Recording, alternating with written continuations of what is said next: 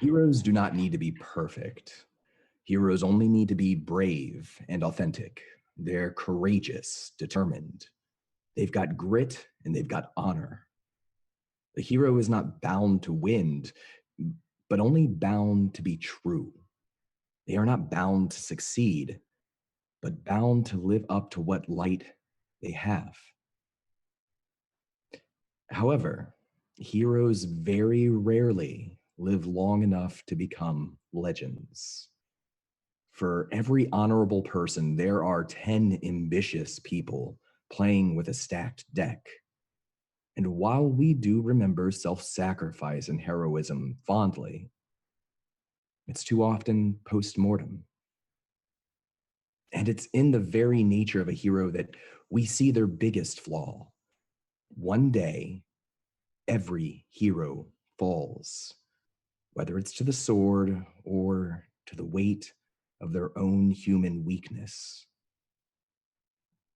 When you're watching tonight's story, think of it as a memory, as a memorial, a monument to our companions. Because truly, it's only a matter of time. When last we saw our companions, they had just helped to rescue Avrin from 4 giant black rose vines animated by strange sorcery. Their magic had forced Avrin to sing her story to the others, a story of her father, the assassin Hawk, commanding her to kill her best friend, Learly. A story of how Avrin slipped a dagger into Learly's breast, and a story of how somehow Learly survived Avrin's betrayal and had tried to kill her on the rooftops of Istar. A story of how Avrin was torn between walking a road to redemption and walking a road to revenge against her father, and who was once her best friend. From the crossroads, the companions decided to travel south to Harthalen, an unknown town in a realm that they believed to be Nightlund, the home of the Knight of the Black Rose. Avrin felt drawn to this place, perhaps believing that she might find Hawk or Learly there. As they traveled, they learned that the days in this land were very short, that the twilights were just as long as the days, and that the nights were dark and stormy. Just before nightfall, they came to a small log cabin. It seemed to be abandoned. Something was painted onto its door, and as Sabria called upon her sun god Syrian to determine whether or not the cabin was safe, she learned 2 important things: that there was no evil here, and that she had somehow become disconnected from Syrian's presence. No longer feeling her god gave her this realization: if Syrian's not giving her her divine magics, then who is? Meanwhile, Avrin had snuck around to the back of the log cabin to investigate. There she saw a small, old, dwarvish figure pulling a merchant's cart through the tree line, hobbling along with the help of a gnarled walking stick. Our story ended as she realized that she recognized the dwarf. It was Albin Shortlock Hammerfist, a seemingly kind merchant that she had met just several days earlier in the city of Istar, before she was pulled through shadow and through time. All of this had happened without the presence of the mysterious black-robed wizard, Anuria. Anuria had vanished at the crossroads during Avrin's song, and the companions had not seen her since. So tonight, let's start by going back to that moment of Anuria's departure. Anuria, you did not find yourself affected by the plant sorcery like the others were. However, as you watch them enter a stupor, you instead see a dark figure out of the corner of your eyes, just a short distance through the trees. You cannot tell if it is a man or a woman, but you do believe it's someone to be wearing the black robes of a wizard of high sorcery. As you notice the figure, they turn and begin to move deeper into the woods. I'm going to follow them, Not with any magic, but just leaving my companions behind. They can take care of themselves. As you turn and move to go through the woods, they are frozen in place, their eyes glazed over, the four vines behind you writhing, beginning to snake closer and closer to Avrin. And then you move through the tree line and leave them behind. You follow the black-robed figure through twisted trees and over rotted bushes, and for a few moments that you think you've lost them. And then you begin to slide down a steep hill. And as you come to a stop, they're standing right before you. You nearly crash into the figure. And now, this close, you can see that it's Hawk, the man with a neatly trimmed triangular gray beard, the sorcerer who had dispelled Raceland right before your eyes and had threatened to destroy you. He changed his mind then. He let you escape the Shadow Realm after you fought to survive. As he stands before you now, you see the black robe, and from his neck, hanging over the robe, a bloodstone pendant hanging from a dark iron chain. He's watching you with dim, almost lazy curiosity in his eyes. Why have you summoned me?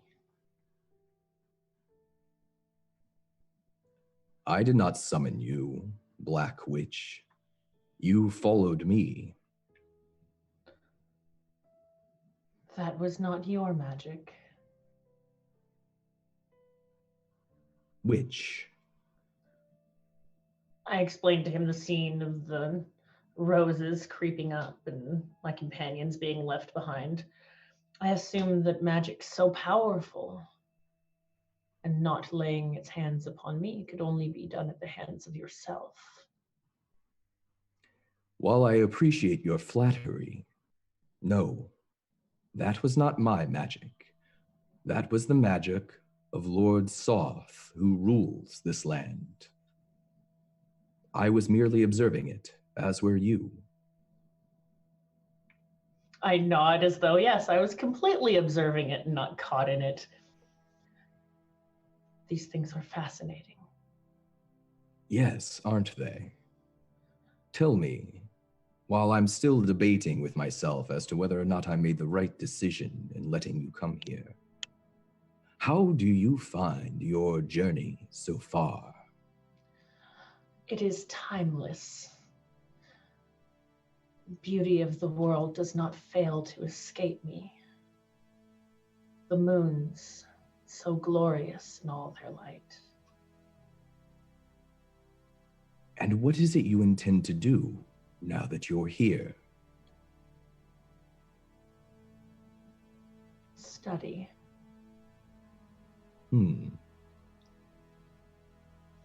Interesting. Traveling through time is no laughing matter. No, it requires a precise hand. There's so much that can go wrong, so much that can be ruined. Yourself, most easily.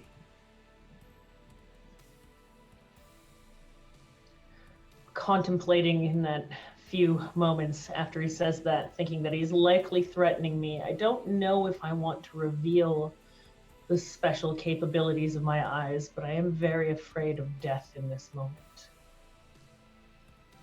He folds his hand over his stomach, interlacing his fingers, and he gives you what looks to be a very, very small smile.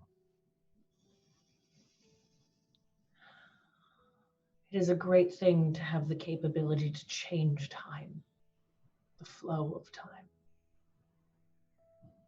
It could be very beneficial for some, especially if they had the direction in mind. It could be very dangerous for those that do not. And I kind of say, looking down at myself and shrugging my shoulders, admitting to him that I am a bit lost in this chaos and vortex in time. I'm hoping to kind of insinuate that if he were to give me a thread of something to follow, that I can pick up on what his intentions are being in this timeline, because it's clearly no accident that we're both here, and he's likely the only one with the proper power to bring us here. You see a flare in his eyes, that sort of passive look gone for a moment, and then it returns. And if you were to hold these powers yourself, if you could travel through time, where would you go? What would you do?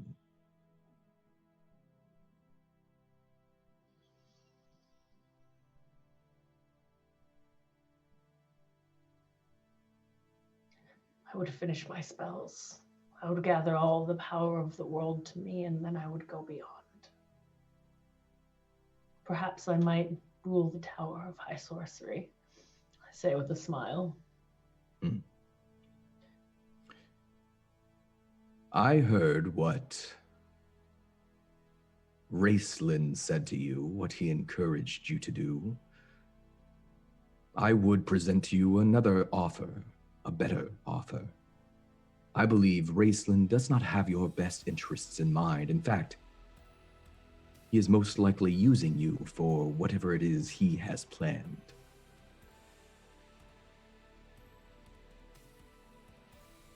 Are you interested? How could I not be? I've been used far too often in my life. I hope that this would not be another of the same type of offer. I am interested to see your growth as a wizard and as a woman.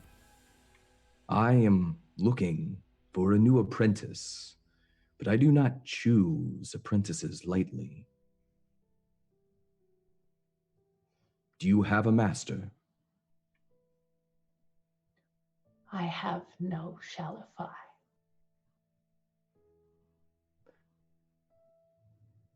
Then let me give you a task. You see, you are new to this land, as am I, but you do not travel so easily as I.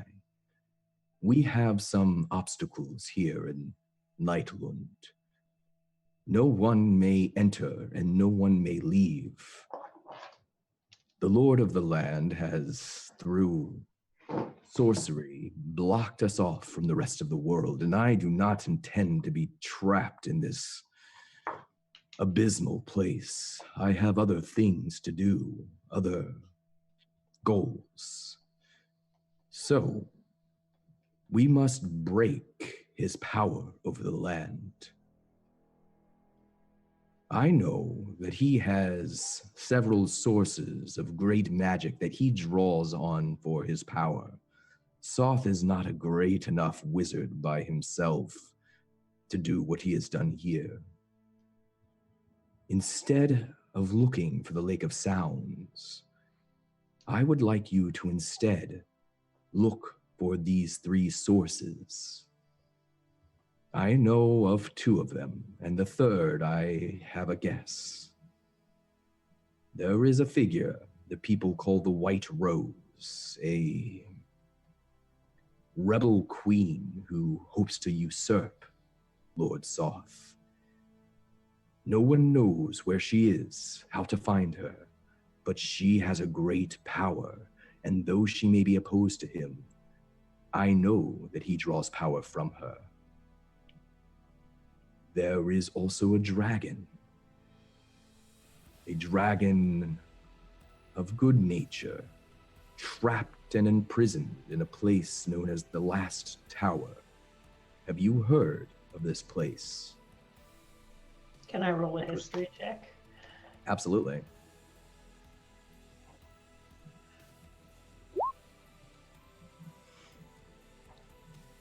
With an 11, I'll say that you know the name The Last Tower is given to one of the more mysterious towers of high sorcery, and like many of the towers, it has moved to different locations.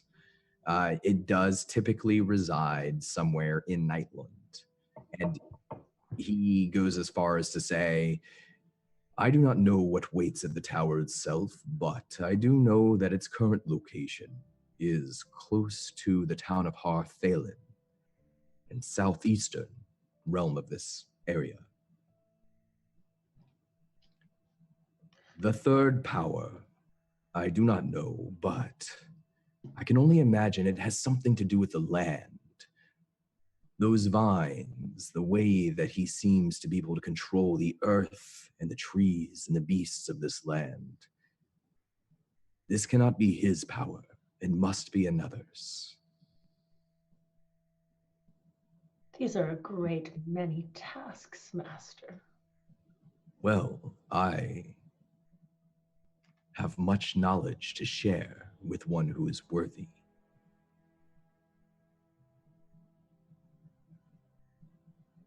My eyes drop to his bloodstone pendant for a moment, curious. Back up to him. I'm still standing and alive. I'll take the deal. I nod my head, happy that he's not threatening me for the moment, and commit those terms to memory a few times, my eyes kind of glazing over as I, with practice, burn those words over and over and over again into my mind. Do you know how they draw the power? From the white robes, from the other? I do not. There's a lot about this world that I do not understand, that I did not anticipate when I came here. But if we are to escape Nightlund and not to become slaves of this place, then that power must be broken. Perhaps even Lord Soth must be broken. You will find once you reach civilization, once you reach the others, that there are very specific boundaries that cannot be crossed. Those boundaries must be broken. I can destroy Lord Soth. In fact, I know just the person to help me with that. One of your new friends. Who truly has friends? Puppets. Very well, but know that Lord Soth is a powerful enemy. He will not be my enemy. His allies are strong. You should break them first.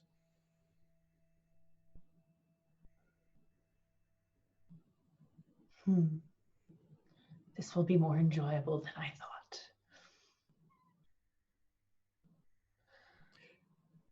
Is there anything else you wish to ask me? I have my own tasks to accomplish.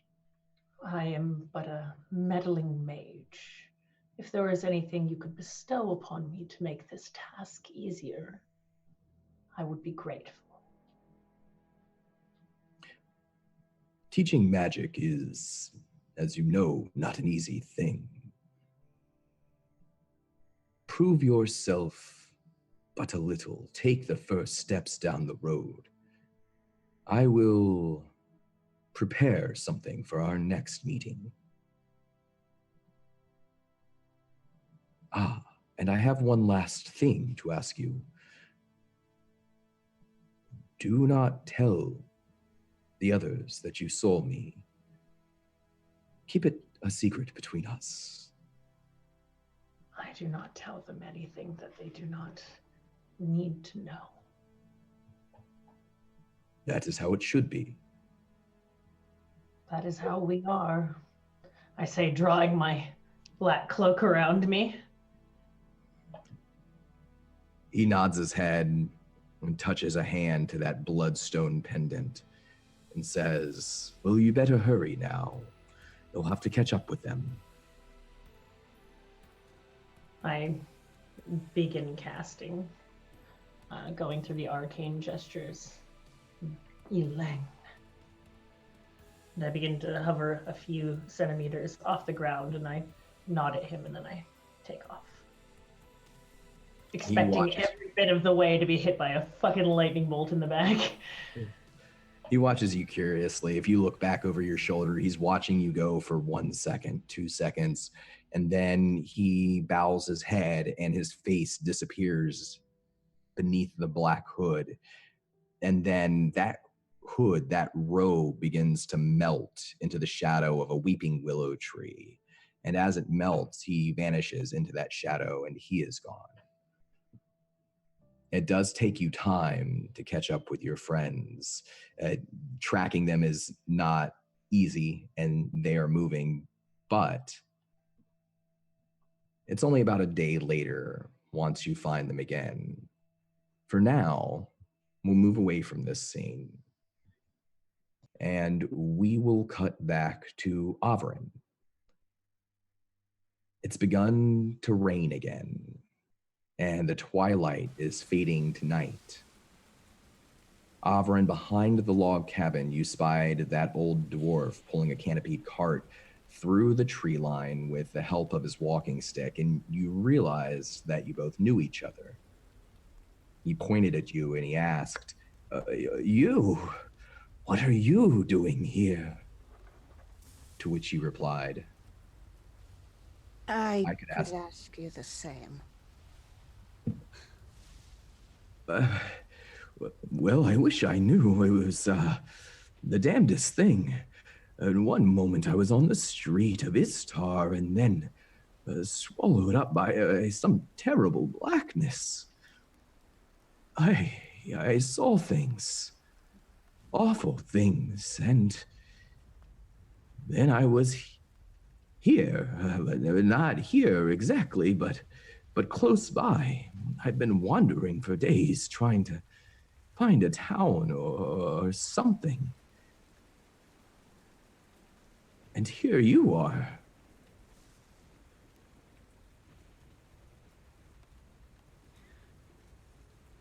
Yep.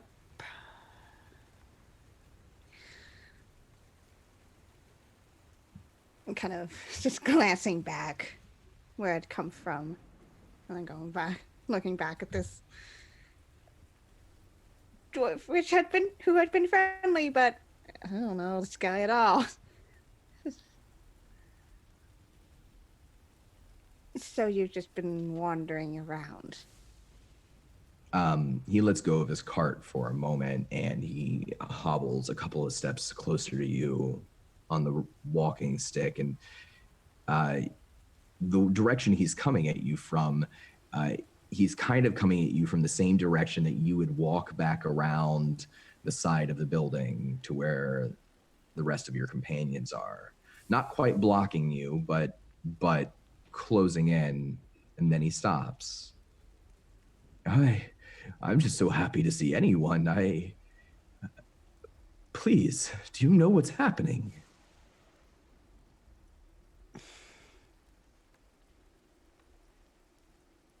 Not really. I have a few guesses, but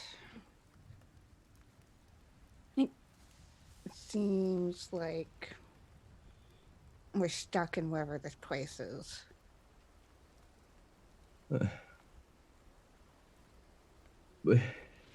Is this... Have you been staying here in this home? No, I was just looking around for see if there was any dangers. I have seen many things in the woods moving, and men too, armed. I've avoided them. I've seen ruffians in my time, and they look the part. At this point, the rain begins to come down harder. It's a cold rain, and already you're feeling some of your clothes soak through. Please, but do you think we could go inside? I would like to rest for the night. I haven't seen anything that indicates yes or no.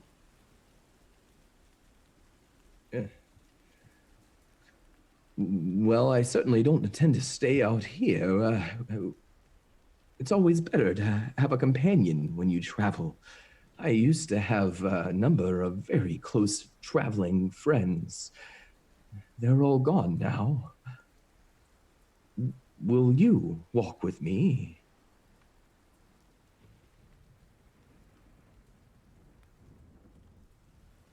And shifting uncomfortably, kind of again glancing towards the home at the cart. Again, just kind of keeping an eye and ear out. Just like, we'll see what the others have to say. We should probably go inside, though. Ah, the others. You're with others. Oh, that's fantastic. The more, the merrier. Please, don't mind me. I'll pull this cart around. And he grabs the cart and begins to drag it through the mud. It takes a lot of effort. He's not moving quickly, but he's sort of following your lead for the moment. Yeah, I'm just gonna keeping an eye, just slowly walk around to the front. Roll me a perception check. Perception. Not one. Just the rain, just the storm, nothing else.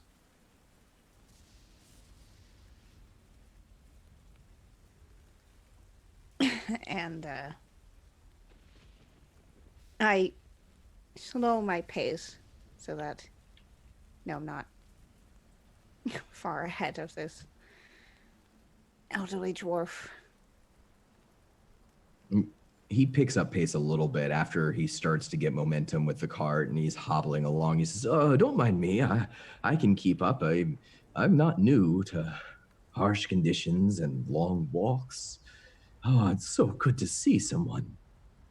The two of you move around to the front side of the log cabin. And as Averin moves to rejoin the group, we go back to Sir Reardon and Rook Own. The log cabin, just as a reminder, that stands before you has a large pile of firewood that's been stacked up against its side, but you do not see any signs of horses, carts, or any lights within its dark windows. The footprints that you were following, that look like small, maybe child's footprints, stopped just a little ways before the clearing where the log cabin is, and they seem to turn back into thicker woods. You did not see any tracks continue on to the cabin itself. As the rain begins to pour harder and harder, there's a crack of thunder in the distance. Thunk, thunk, thunk. You hear the sound of the broken cabin door slamming rhythmically against its frame. The coming storm causes the door to the cabin to shake and quiver, and as you're standing there, this close now to the front door, you can make out the word that was written on the front door of the cabin. The word is heretic. Roll me perception checks, Reardon and Rook Own.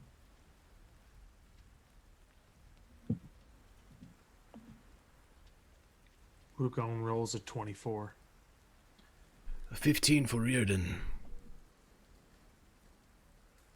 Rook Own, you notice that Sabria, who had just said a quiet prayer, her arms drop to her side, and she stares blankly forward, her mouth hanging slightly agape. She's breathing, but not moving. Riordan, something unusual is happening to the bossy one. Reardon will turn and, with hand on hilt of absolution, he'll begin to look around to see if some enemy has ensorcelled Sabria, but as he does so, he's moving closer so he can, in front of her eyes. Roll me a perception check. Another one. 5. It's nighttime and I'm old. It's just the rain and just the storm. But this close to Sabria, as you wave your hand across her face to sort of check, you see just a faint flicker of her eyes following your hand. Her head moves a little, but then she stares straight forward again. She doesn't seem to respond more than that. Can you hear me? What do you perceive it might be? Could be anything in this land. We don't know. She worships a god. There's heretic upon both door and one of those we cut down from the tree. We should get her inside. If a heretic's abode is all we have, I'm comfortable with that in this land. I agree. Let's move. So Rukon is going to approach Sabria, kind of like a baby, lift her up, and walk her into the cabin. And you can lift her up. You will notice that once you start taking steps forward with her, her feet begin to move slowly and deliberately, but they do kind of follow your lead.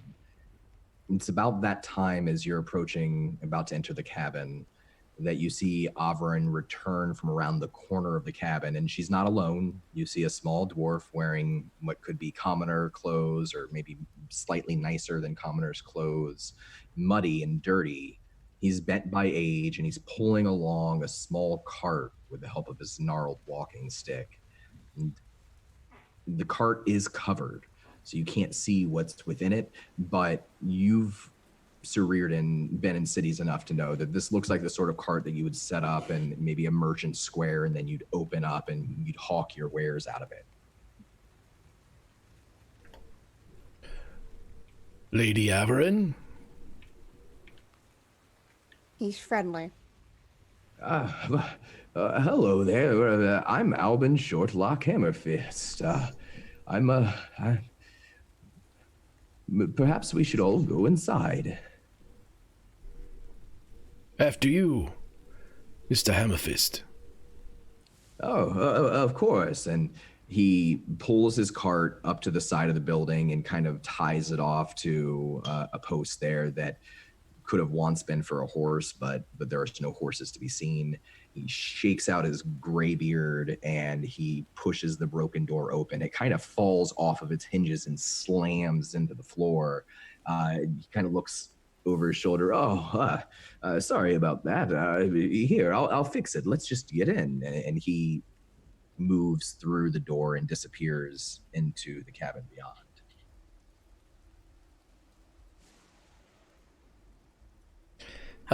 Reardon will just give a look to Rukon, and then he's going to move up to Averin. This old dwarf is friendly in this land, this weather. He's from my time. Oh, you've seen him before. I literally saw him before everything happened. Then your word is taken. Let us get inside. You two get inside. I'll keep watch. You don't have to do so in the rain. There's literally an open door.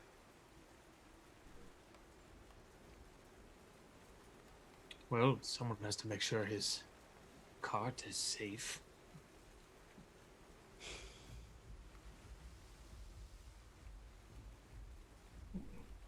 Surely he wouldn't want his wares going unobserved. I so want to insight check you to see if you're going to steal from the old dwarf, but I won't. You've proven yourself in battle, and I will simply walk inside. You step into the small log home. Is Averin following, or is she staying out? I'm following. So the two of you step into the home, and the poorly constructed floor immediately groans against your feet. You see a cold, dead hearth set out into one wall, entirely empty but for a rusty iron poker leaning up against a shoddy mantle. The walls of the room here contain broken shelves, bereft of anything of particular value other than there's a few jars of spices, preserves, some old cooking utensils, and what looks like a rusty bear trap. There are 2 other doors inside the cabin, left half ajar, hinting at a pair of smaller rooms that lead off from this main room. And in the center of this room is a cobweb-covered table surrounded by 3 wooden, almost crumbling chairs. Don, there wouldn't happen to be things written on the other 2 doors, would there? Albin has already gone to the table and taken a load off, and he's kind of leaned back and looking with interest to you, but he's tired. As you move past to check out the other 2 doors, we're going to move outside for a moment. And it's at this point, Anuria, you have, through flight, looking down, finally tracked them down, and you can see them finally. It helps that they're in a clearing, so the trees aren't really blocking them. You watch as a couple of them enter into the cabin, and you see standing outside Rukone. Hello. It's been a while. Some time has passed. What happened? We fought some things.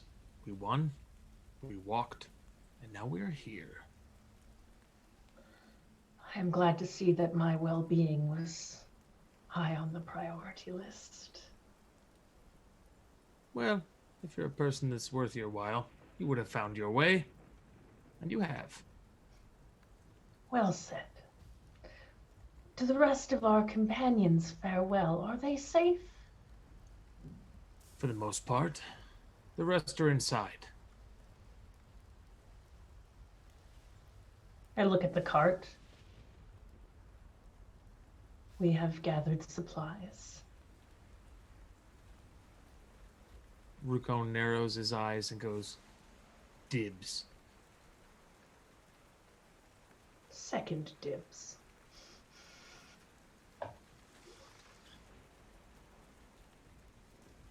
Well, do you want to rummage, or would you like to seek shelter from the rain?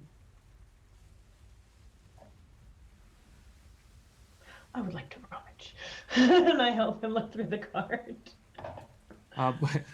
Before you rustle anything, since you can fly, I don't suppose you can do anything that can see into the tarped cart to find anything that's in there. Shirak. And I create a small ball of light. Guess on the end, on the end of my quarterstaff, and kind of poke it in.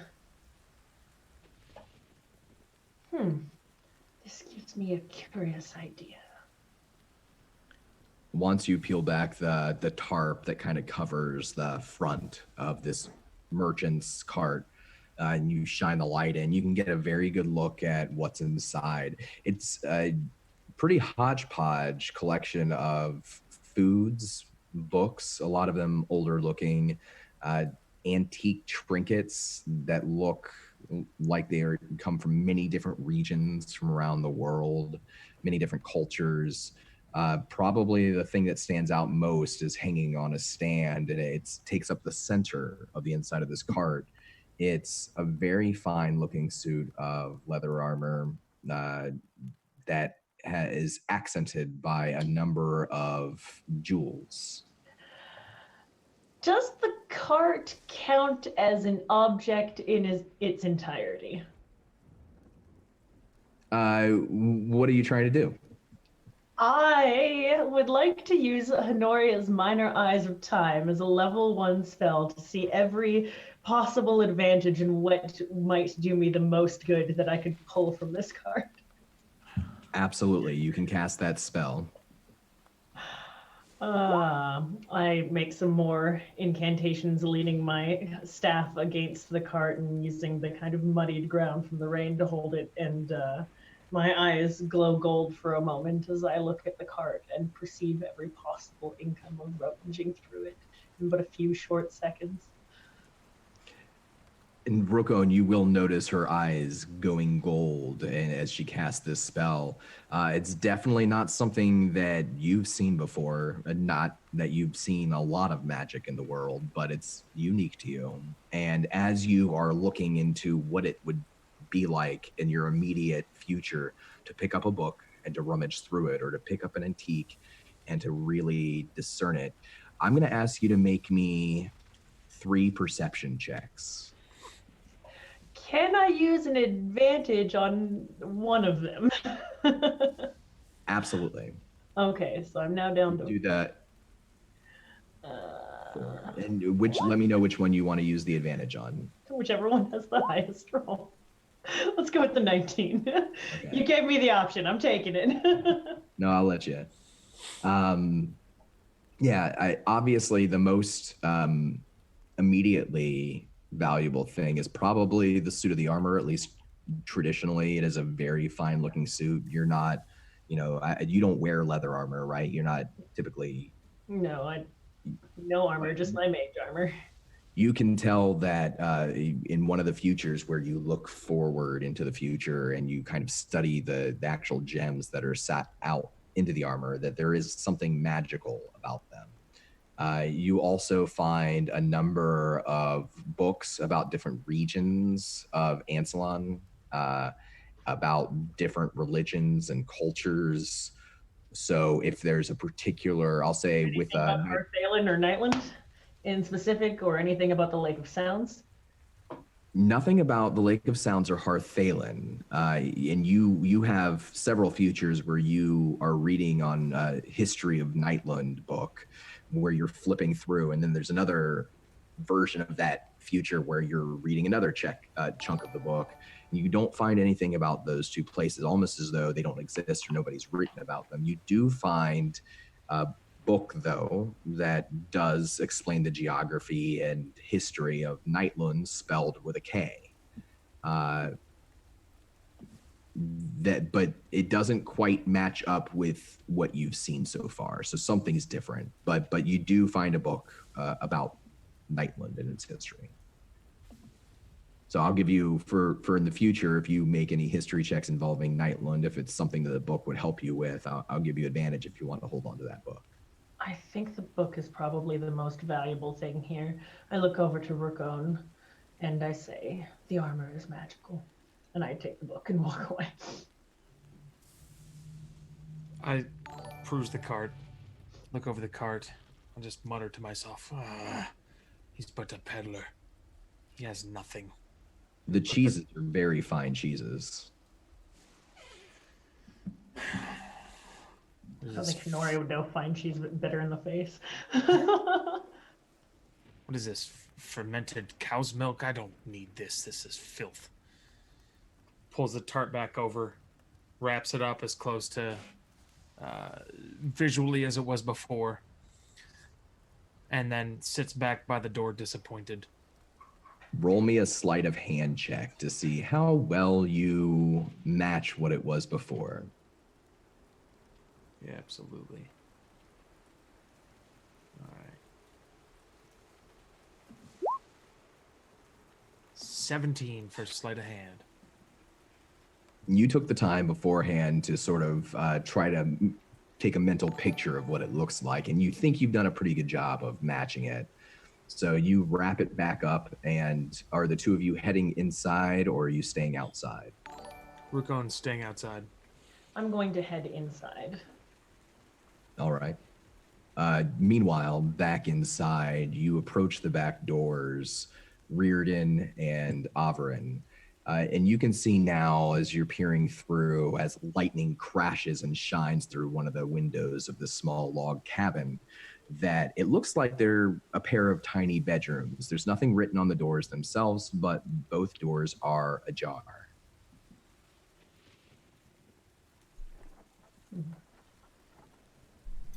should we make sure it's clear and safe, especially with, and I failed to mention, but he brought their fearless leader in from the rain as well to make sure she's seated perhaps in one of the dusty chairs around the table fit for three. She sits in the chair, Sabria does, for a few moments, and she still has that slack look on her face. Then she stands up and she moves to the front of that cold hearth as though she were going to stand. Maybe for a second she stretches her hands as to warm her hands by a fire, but there is no fire there currently. She lowers her hands, kneels down on the floor, whispers something under her breath, and then you see her eyes still dazed, still in a fog, and she lays down in front of the cold hearth, closes her eyes, and stops moving.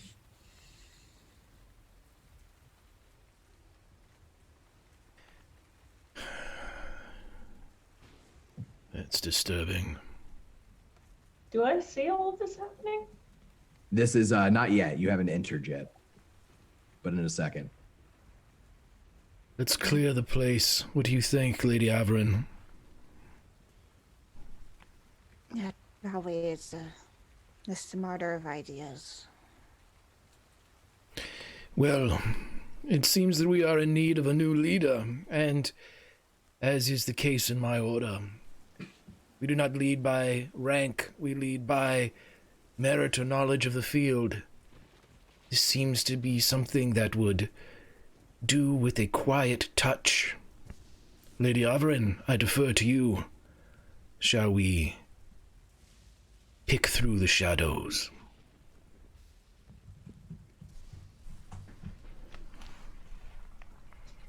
I am not really somebody to lead, but I'm just gonna go and take a look around. And yet I follow. Great. Are you checking one room at a time, or are you each taking a room? I'm just gonna go to one of the rooms. Reardon's gonna follow to make sure there isn't an enemy, a pitfall, a trap. There's a bear trap around here. He wants to make sure there isn't one that's currently, armed and ready for them. And so he will accompany at a distance, not to give away Averin's position. Cling, cling, cling, cling, cling. You can both make me perception checks or investigation checks. Perception. Wow. I see 14, but you see much better. You feel pretty confident, especially Averin, as you get close to the door and sort of listen and sort of look through. You don't see any movement. You don't hear any sounds.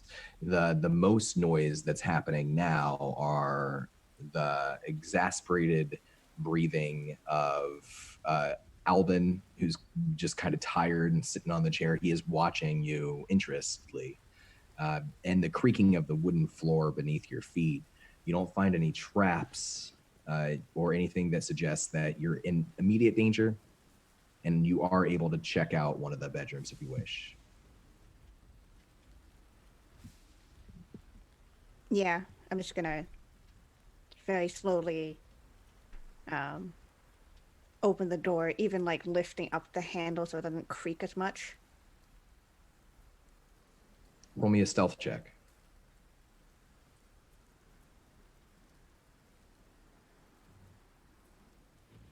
There's a slight creak as you move the door. It's a very old building, but it opens up. And do you have any sort of light source? No, but I can see. So, Sir Reardon, you have a difficult time seeing into this back room. The moon's not shining through the windows. It's a very dark night out. Averin, you can see a little bit more clearly. And this is a small bedroom that was obviously meant for a child, and there's a very small bed there. It has no sheets or adornments. There's not much in the way of decor in this room. It's almost as though whatever was in it has been removed. Perhaps the previous occupants have left. But laying in the corner of the room is a pile of vaguely shaped human dolls made from twigs that are tied together. In the other corner, there stands a very simple child's rocking horse, but its wood is rotten. And it's swaying very, very slightly. You can't tell if it's because of a breeze coming through that broken front door when you open this door, but there is a gentle creak as the rocking chair moves when you enter.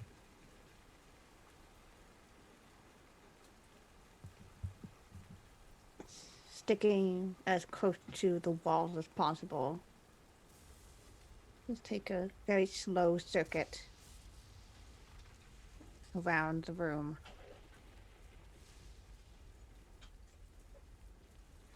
Just kind of tracing my fingers along the wood.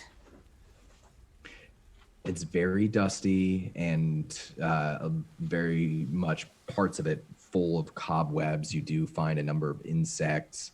If you had to take a guess, no one's been in this room for a long time.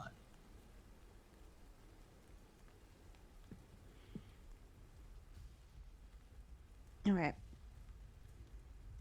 Yeah, so I finished my circuit down this very small room.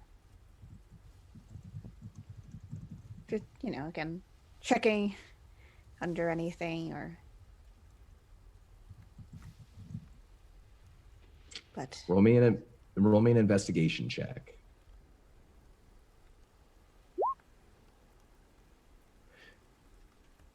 On a hunch, you happen to look beneath the small bed, and you have to move it a little bit, but you do find beneath the small bed written, just like on the front door, the word heretic. On the underside of the bed or on the floor, or... On the actual floor.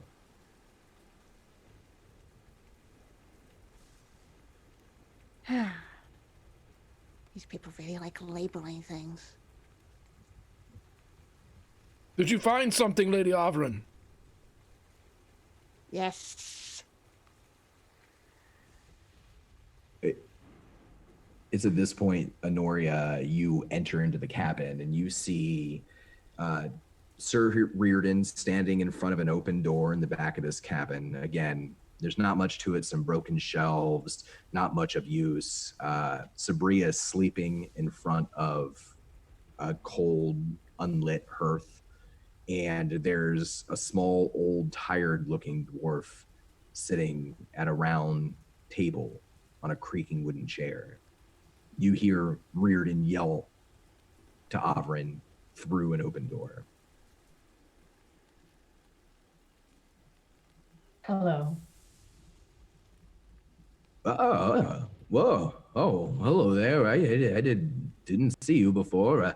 I'm Albin Shortlock Hammerfist. I hope you don't mind me joining you. I'm looking for shelter. Oh, you're a wizard. That I am. Do I recognize the name at all? No. Well, you can roll me a history check if you like. This is going to be a pretty wide history range. 14? No.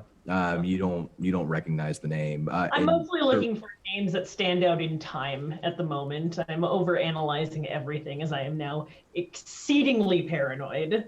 Please do. And please continue to only grow more paranoid with every week that passes. Sir Reardon, you hear Anuria. Obviously, she's right there. It's a very small log cabin. Are you also a caster, a wizard, a cleric, perhaps? Oh, me? No. I was an adventurer once. Not a wizard, but I have seen an awful lot. Now, I'm just a simple merchant. I collect very, very curious items, and, well, that's neither here nor there. Did I tell you I'm Albin Shortlock Hammerfist? You did. Oh, well, what did you say your name was? Honoria Salontis. That's a very, very good name. It has, a lot of weight to it. Thank you, Sir Dwarf. It's very kind of you to say. Please, if there's anything I can do to make you more comfortable. Well, it is sort of cold. I don't suppose we could get a fire started. I don't want to freeze tonight. I will take off my cloak and I will drape it around the dwarf for the moment. I will see what I can do about that fire. Oh, you're very kind. All of you have been very kind, but I have a good feeling about you. I get that a lot. Dear leader, cleric of fire, do you think that you might do something? I'm assuming at that point I realize she's just like not fucking with it. And her eye, she's actually sleeping now, even snoring a little bit. Okay. But she does not stir when you speak to her, and if you try to nudge her or move her. No, I won't. I'm not. Yeah. As much as I would like to kick her in her back and wake her up, I'm not going to. I have no fire building skills, or do I even have flint and tinder? I do not. And nope. Okay. I will see what I can do about that fire. Sir Reardon. Yes, wizard. I'm glad to see that you are alive and well. She puts a little bit of emphasis on the word alive. I'm glad to see that you're back and not dead or missing again. There was a battle. I am sorry that I missed it. As you say. Our companion here is cold, and I do not have the skills to light a fire. Do you think that you might show me how? As you wish. And he does have the kit required to start a fire. He will pull Absolution from its scabbard and lay it beside him as he kneels down. Probably at least a slight pop from his left knee as he takes position in front of the fire pit. And if there isn't any available tinder, he is going to probably use one of the chairs. There is, you remember, a stack of firewood outside of the log cabin that's kind of leaning up against its side. It's a pretty good sized stack. I shall fetch some wood. And he will go, leaving Absolution on the stones.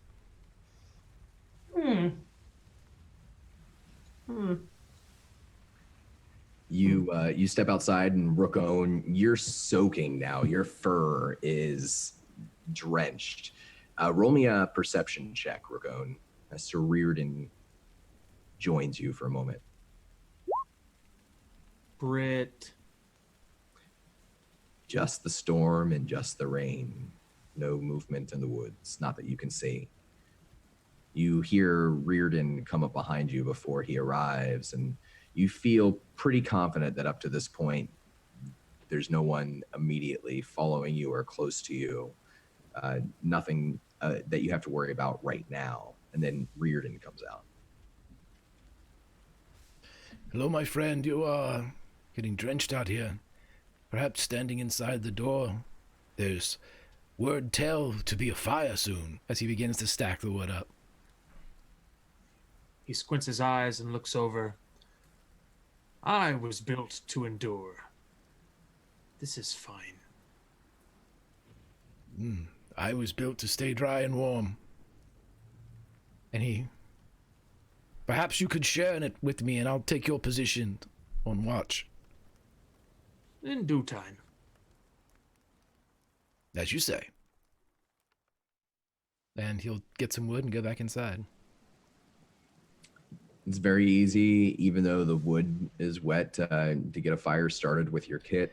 And Yeah, he will knock over the first several layers, and he is going to go deep within... I grew up in Appalachia. I know how to get wood. As I'm you, staring at the sword the entire time like a child. even after he comes back into the room. So it takes you just a couple of minutes to get that fire started. Meanwhile, Avrin, you're still in the first room, the first bedroom. You don't find anything else particularly interesting. Like I said, it seems that most of everything valuable has been taken out of here. The words marked on the floors, written in the same hand as the broken door on the outside, that's the most striking thing. The rocking chair stops rocking after a minute. With some relief that Riordan is off and doing something else other than bothering her,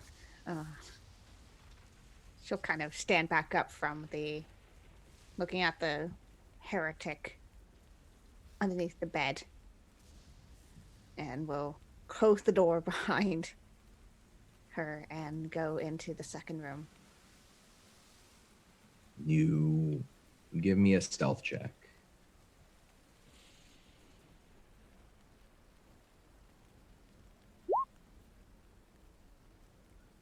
This door does not creak as you open it. And the second bedroom is a little larger, though it's still quite small. The bed there is big enough for two. It has a single sheet folded up and left on top of it, unmade. And it's easy for you with your dark vision to tell that the sheet is soaked through, blood-stained, dry, and old. In one corner of this room was a simple wooden altar at one point, probably very nice and rustic looking, now shattered and shambled. The idols that were once probably on top of the altar are scattered around it, many of them broken into many pieces, some only a couple of pieces, and two of the idols are not destroyed beyond recognition. Both of them seem to depict a man wearing pure white robes, intricate laced gold over the top of those robes, with kingly flowing brown hair, and he has painted on blue eyes. You would recognize this from your understanding and your time being in Istar to probably represent the king priest, Beldinus. My nose kind of wrinkles up and some distaste. And as I look at the other idols, do I recognize any of them as gods I've seen back from home? Roll me an investigation check.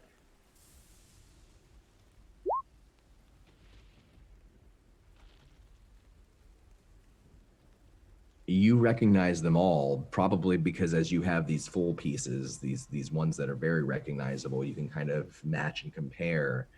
They're all of Beldinus. Every single idol you think is a shard or a piece of different versions of the man, but all very, very similar.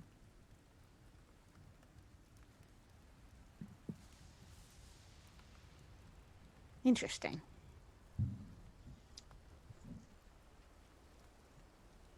I'll pocket one of the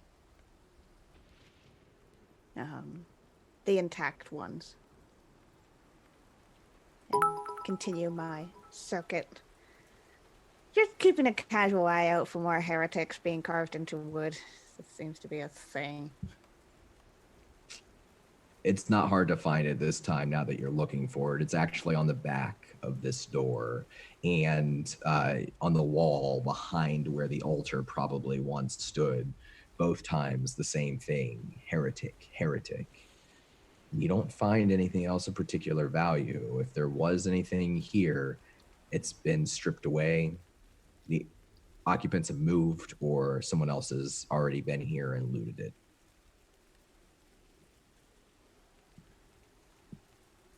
Anyway, I'll step back out and close the door behind me again. You walk back out, and this is about the time that a fire is getting started in the fireplace. You see Sabria sleeping in front of it. She doesn't stir as you start the fire, Sir Reardon. And the three of you, along with Alp and Shortlock Hammerfist, find themselves in the soft glow of the fire. Rookone, you can feel the warmth of the fire behind you. It's inviting. But you can continue to stand outside and keep watch if that's what you wish. Yeah, so I'm going to stand outside and for a moment close my eyes and breathe through my massive nostrils the cold, wet air in and out, in and out, and just enjoying the freedom. And it is freedom that you feel. This is the longest you've felt in years that you don't have a master. You don't have a vlog ordering you to kill and to fight or to carry heavy things and whipping you. This is difficult, but free. Inside, Alblin yawns into the back of his hand. He says, I need rest. Are there beds in the back?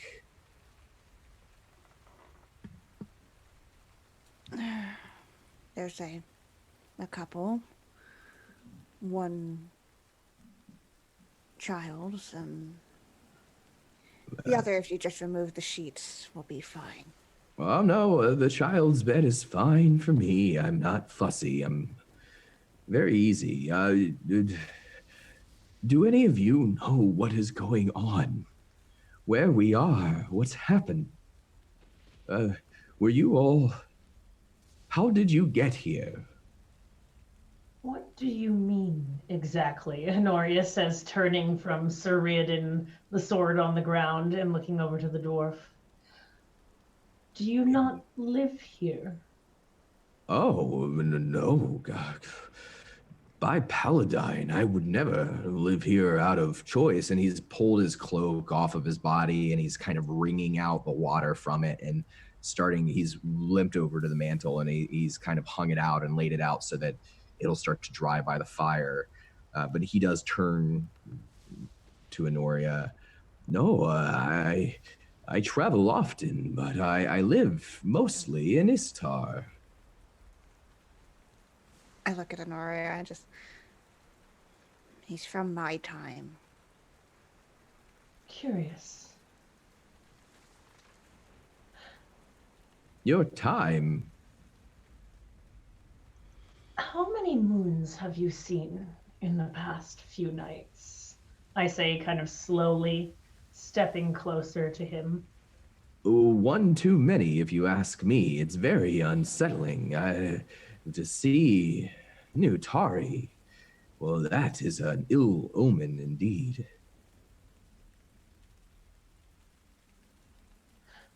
What do you know of the Lake of Sounds? I'm sorry. I don't know anything about it. I don't know anything about what's happening. I've been wandering through the woods for the past several days.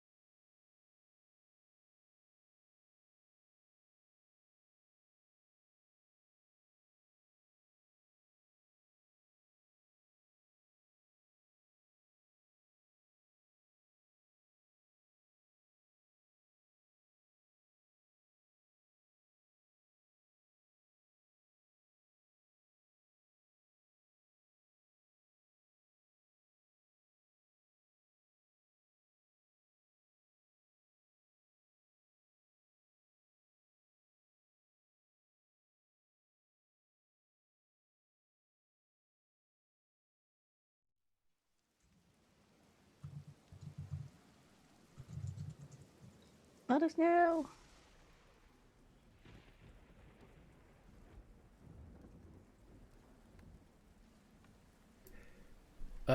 Can you hear the rest of the crew, everybody? Everybody else talk? Hello? Can you Yo. hear Anuria us? is the greatest. Yeah, sweet. Ah, they hear me. Okay. Don, back to you, my friend. Sorry about that, everyone. So Anuria had asked Alvin Shortlock Hammerfist where he's from. He had said Istar, that he's been wandering through the woods for days, and that they could help themselves to any number of his great, fantastic cheeses if they're hungry, if they don't mind him tagging along with them for a little ways until they find civilization. He's drying, as he's drying his cloak out there by the fire, he says, I hope you don't mind. I don't want to be rude, but I have been walking for so long, and my cart's heavier than it looks. I'm a dwarf, but I've been younger and healthier. I think I'm going to smoke my pipe and get some rest. I hope to see you all in the morning. Anuria, thank you. You've shown me great kindness. If there's anything else that I can do, please just let me know. Oh, absolutely. But like I said, I'm no stranger to adventure. I just need some rest. And he leaves his cloak behind and, with the help of his stick, begins to hobble towards the back room. And he opens one door and looks through, and that's the larger, more adult bedroom. And he shakes his head. He opens the other door and says, yes, that'll do. That'll do just fine. And he disappears into the child's bedroom, and then the door slowly closes behind him.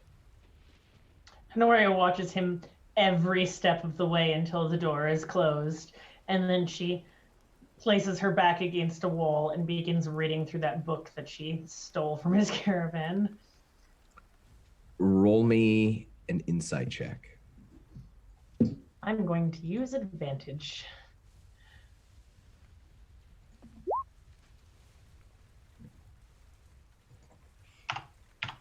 As an 11. It's hard to say. I mean, he seems earnest, doesn't he? He seems very earnest.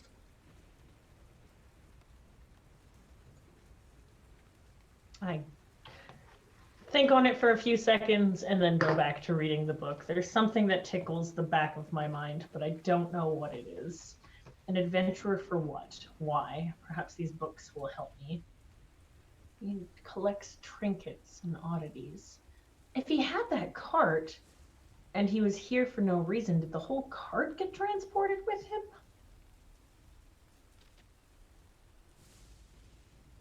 That's a very good question. I'm going to go back out to the cart. I'm not really a woodworker of any means, but does the style of the cart match what would be modern or no? Modern for me. Roll me your choice, history, perception, or investigation. I'm going to go with history. That's a All right. 13.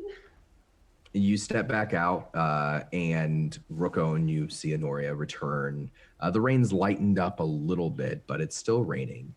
And you watch Anuria check out the card, kind of investigate it. It doesn't look like it's from your time, at least not anywhere that you've personally visited. It has a very specific sort of design, and the wood is etched with very floral designs that really wouldn't be in the Age of Despair in Palanthas, something that you would see very often. It definitely looks like an antique. Maybe it's dwarvish. Maybe he's telling the truth, and it's from Istar. Rukon sees Anuria eyeing the cart. Don't move the tarp. I got it perfect. I take a few seconds to think of what he could possibly mean, and then kind of nod as I realize I've done that a few times myself. And did you spend much time talking with the dwarf?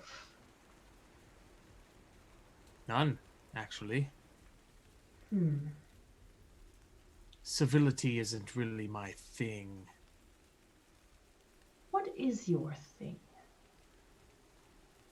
Maybe you'd find out if you wouldn't vanish from time to time.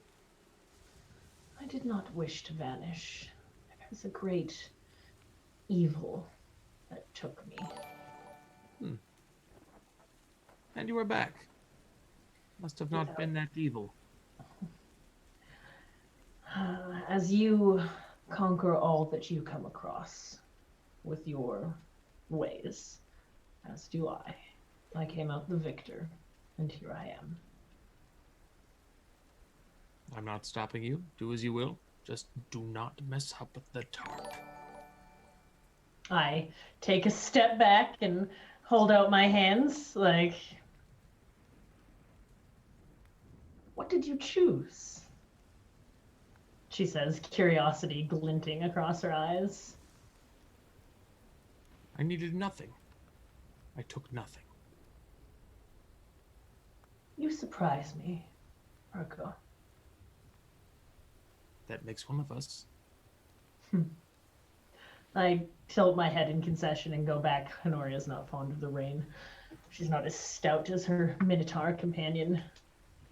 I'll go back to reading my book. At this point, the three of you are inside. Sir Reardon, Avren, Anuria, Rookone, the Minotaur is standing guard outside this small log cabin in a dark woods in Nightland. The rain is still coming down more slowly. Rookone, you still haven't seen any sign of movement, any sign that you're being followed or that there's any sort of danger out there. The fire inside is actually rather lovely, even though this is a decrepit place, a ruin where there was once a family. Marked heretics, now gone. You don't know what happened to them. Avren, you did see the bloodstained sheets, and that is your best evidence as to what occurred here. At this point, it's rather late. It's been a long day of travel. Sabria, the priestess, is sleeping. You can hear, if you listen, the dwarf Alban snoring much louder than Sabria. You can hear it through the door of the child's bedroom where he's laying down, presumably in the child's bed. And it's just the three of you there.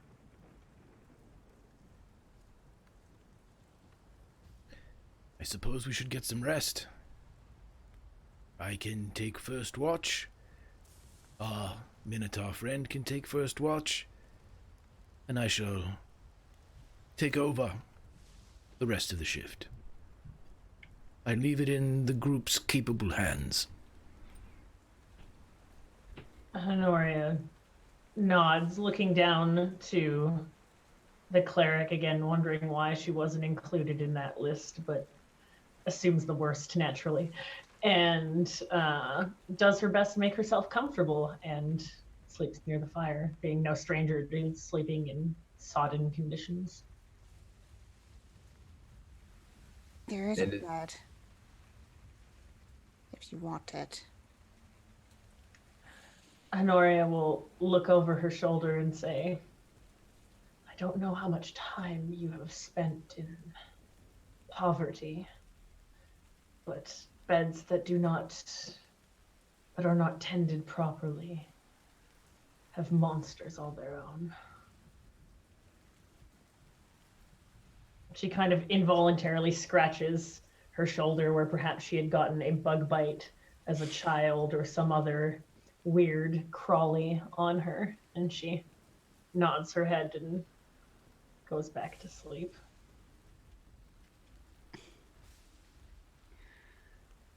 Sir Riordan, you sure you'll be able to see with your old eyes, as you say? Well, fear not, Lady Averin. If I fail to see something with my old eyes, I should probably be able to stop it with my older sword.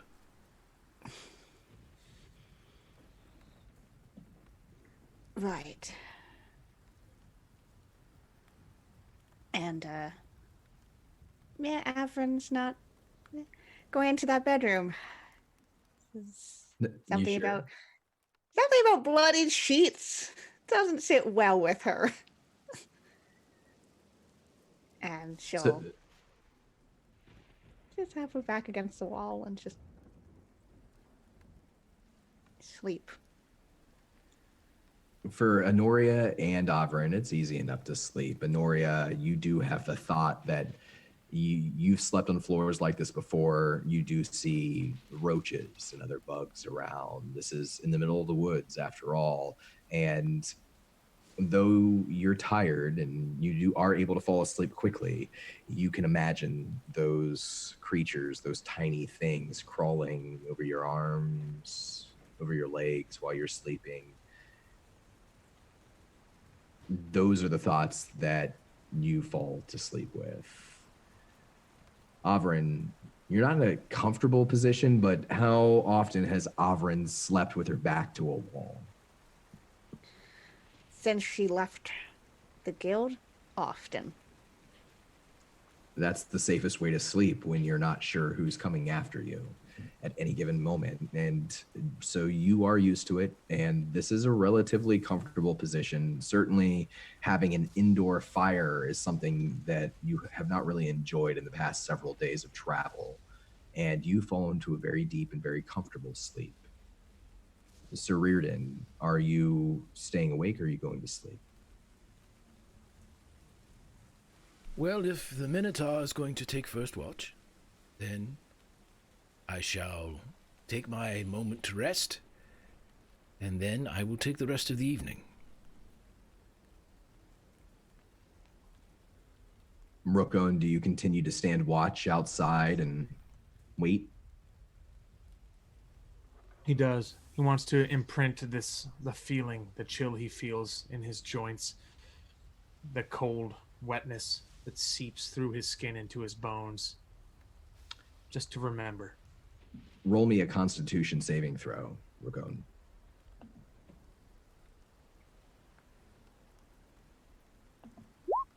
$16.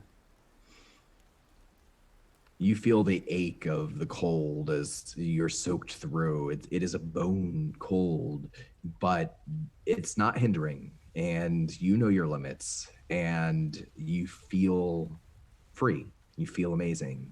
You don't see anything approach you during your watch. Nothing approaches the cabin. At one point, you think maybe you see a deer. It stands there for a moment, and then it runs back into the woods. But it's a very uneventful night. And the rain does eventually stop, so that even that too is gone, and you're left with the quiet of a forest far from civilization. Is there anything you'd like to do other than keep watch? Once the rain stops, and I'm confident that it won't rain again, I'll approach the clearing a couple feet away from everything else, set down my shield, get on all fours, and shake my mane dry like a dog. You have to shake it for a while. You've been standing out for hours in the rain. But if anyone were to witness this, which none of your companions do, it would look very much like a wild animal shaking its fur, shaking its mane. And when you stand up again, you feel even better. And then I'll carry my shield over to a nearby tree and evacuate myself near the tree. You continue to go about your business, all sorts of business. Roll me a perception check.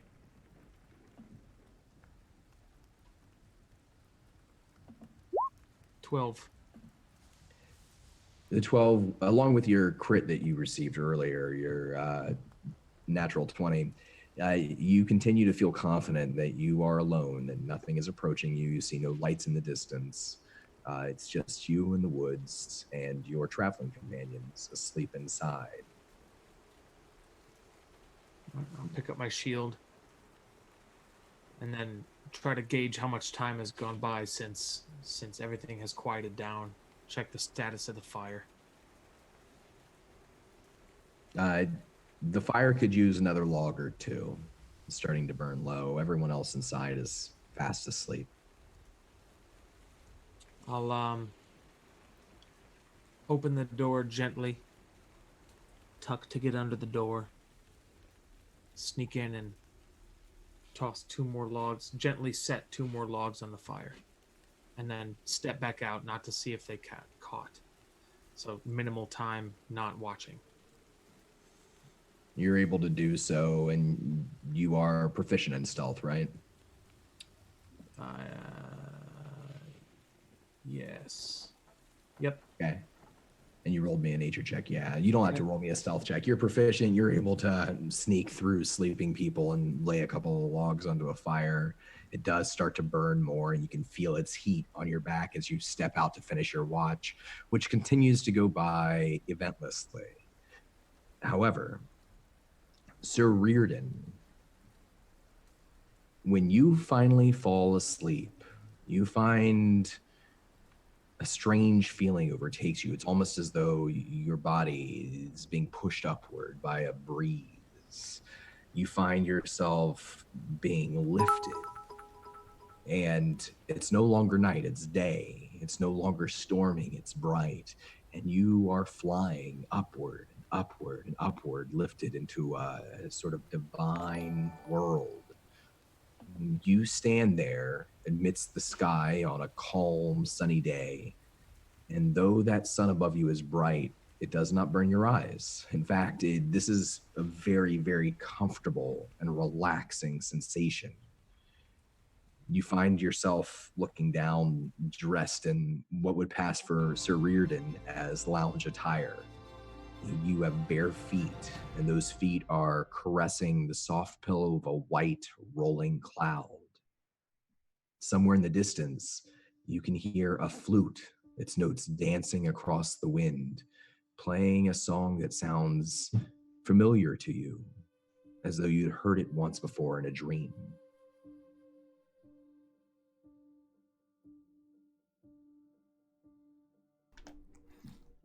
He will go towards the flute. You move over the clouds as though it were the ground, but a ground that kind of bounces beneath your feet, and you're moving slowly, almost weightlessly. The further you walk, the more you realize that the flute seems to keep being moved away from you. It's almost as though you go this way, and that's where it sounds like it is, and then it's behind you. And you don't have to spend long looking for it before a crack of fire and light appears before you. And when it fades, there, bathed in the sunlight, you see an old white bearded man wearing a white robe, all white, no markings otherwise, and he holds a tall staff with a deep blue orb at its head. It's hard to focus on him for long, as the light seems to bend around him, his details masked in an ever-shifting array of colors.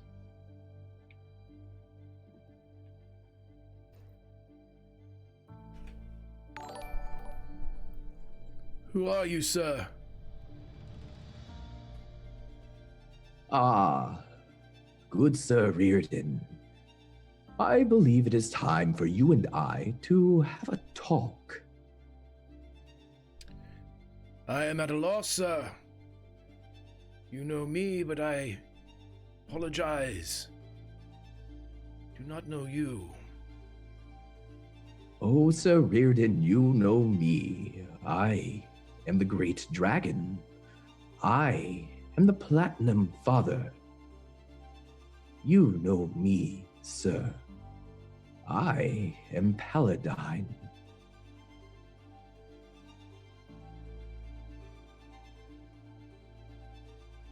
Oh, Lord. He will pause for a moment and then drop to a knee. My lord. Oh. Please, please, none of that. And you see him bend over. He's a tall man, even though he's aged. He leans over his blue-orbed staff, holding him up on the cloud, and he touches your shoulder. Rise, Sir Reardon. We do not have long, and we must speak.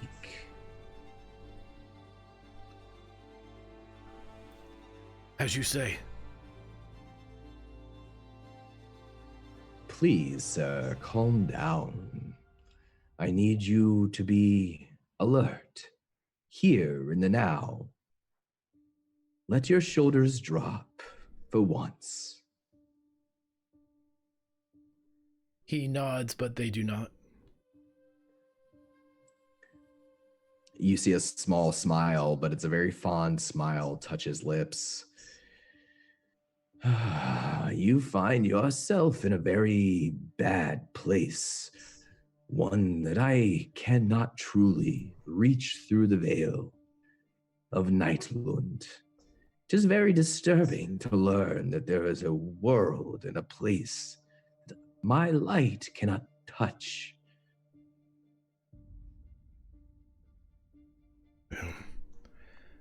I am there, Lord.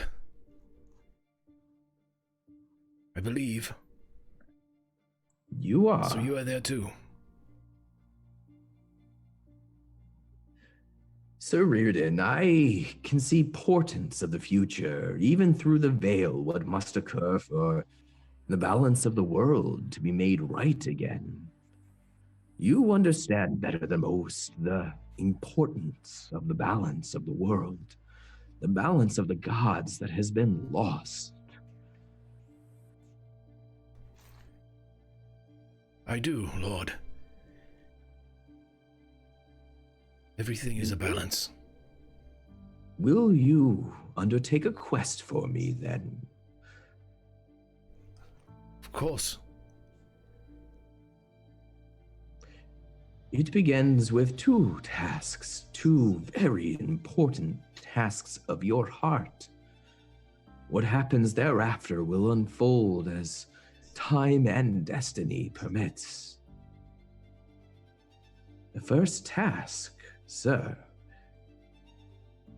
I wish that you will never give up on that which you love the most, no matter what illusions may be presented to you.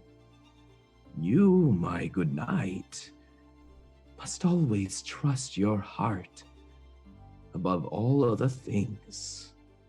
I know this is difficult for you.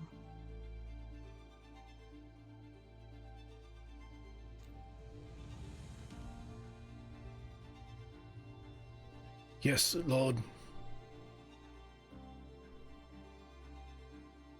But the measure. Yes, My heart does not supersede it. Is the measure about protecting those who cannot protect themselves, about doing good in this world, Sir Reardon? Yes, Lord. Of course.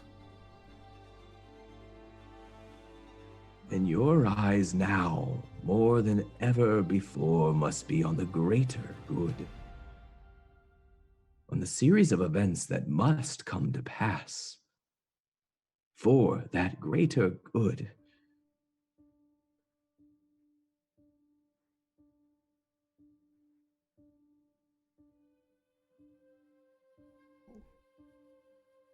What would you have me do? I don't understand. I am sorry. All you must do is to open your heart like you have not let yourself do before. And when the time comes, you will know how to act, good sir.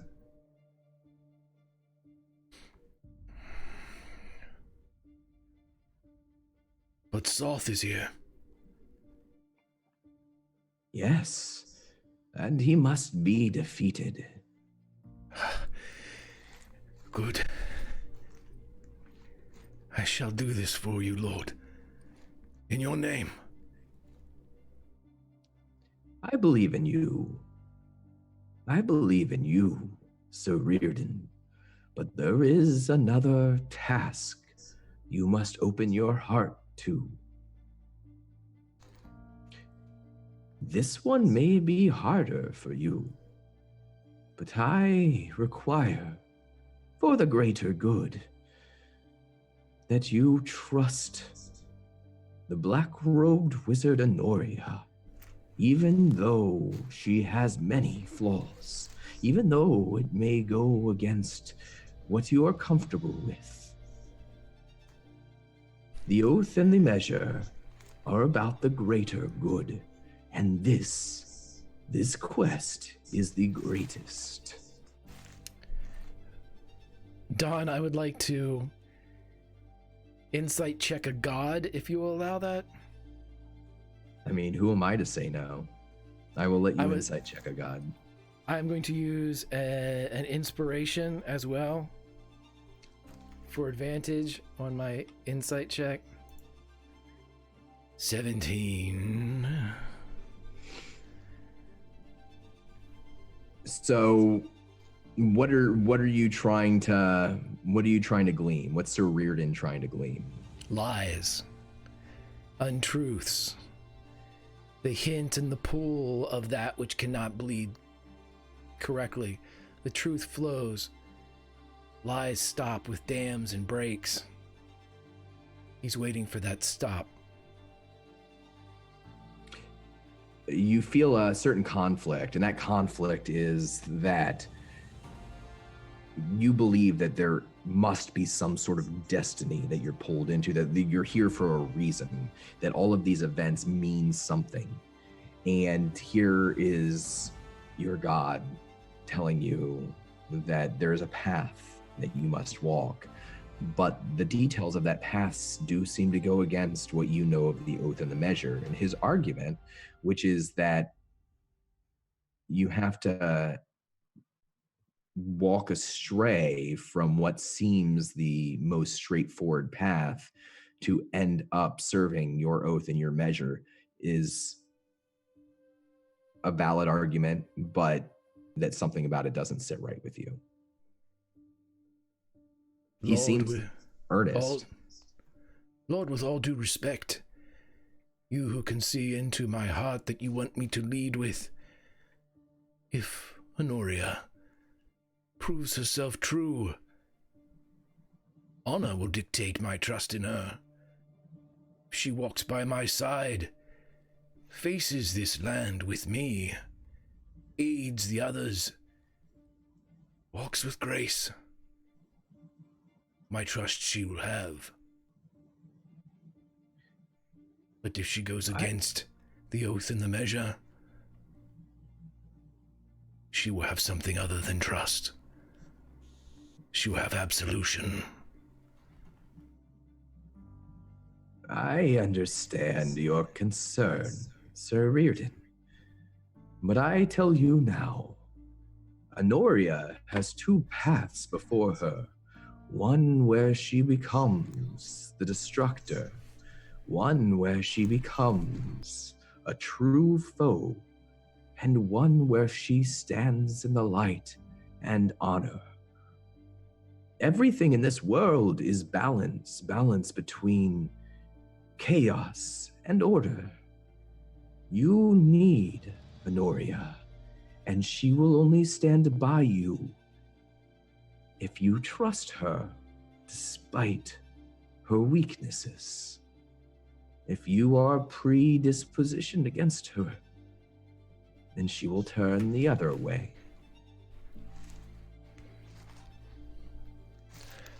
I shall give her every opportunity afforded a soldier and a comrade in the field, but I will not allow her to harm others in her quest to discover herself.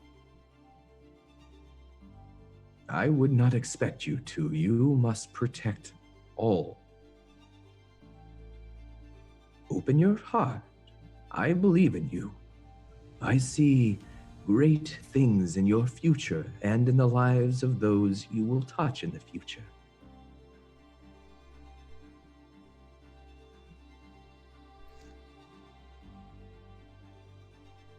My lord, I will strive to do these things for you.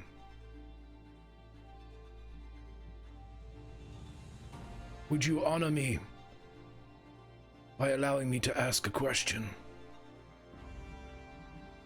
Of course.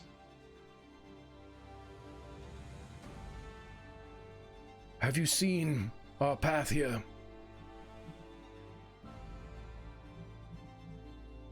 I have not seen your path through Nightland. It is blocked from even me. But I have seen the destiny that waits you beyond. You will confront the King Priest Beldinus. I hope, for the sake of the balance of this world, that you will be victorious, and that you will be wise, and that your heart will remain open. King Priest.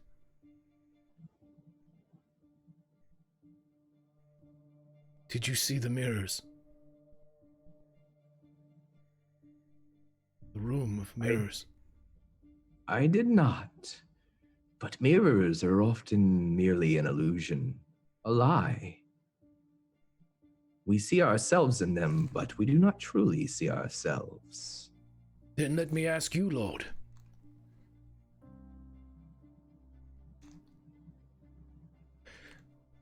Would she say yes?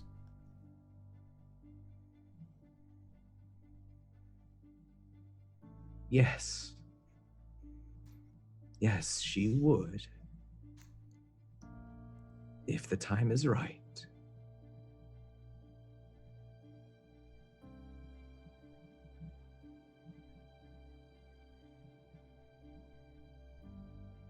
Thank you, Lord.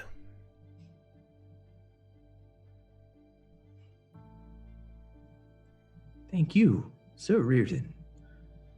Please, I hope we see each other in better times. Rest now.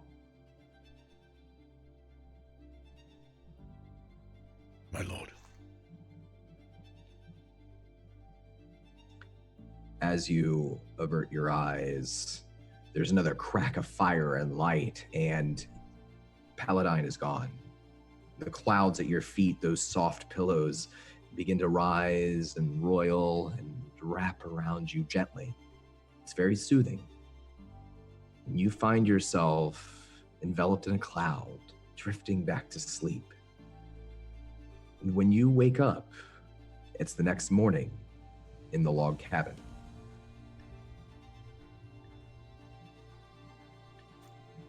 It's not 4 hours later. Oh, yeah, that's right. I forget that you have the 4 hours thing. It's 4 hours later in the log cabin, still later in the evening, later at night, and Rookone is still keeping watch.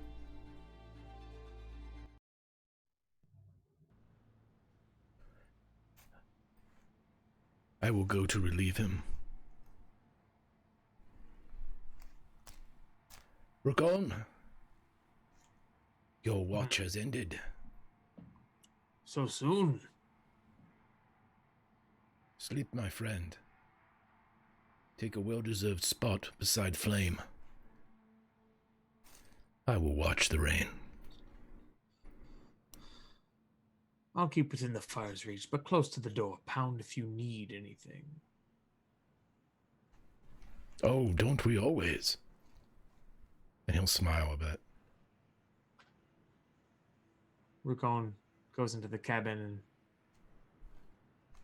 sets his back close to the door, but still close enough to the fire where he can dry the wet parts.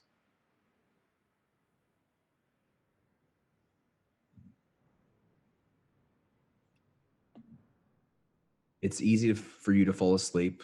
You've fallen asleep in much worse conditions than this. This is actually probably one of the most comfortable places you've been in recently.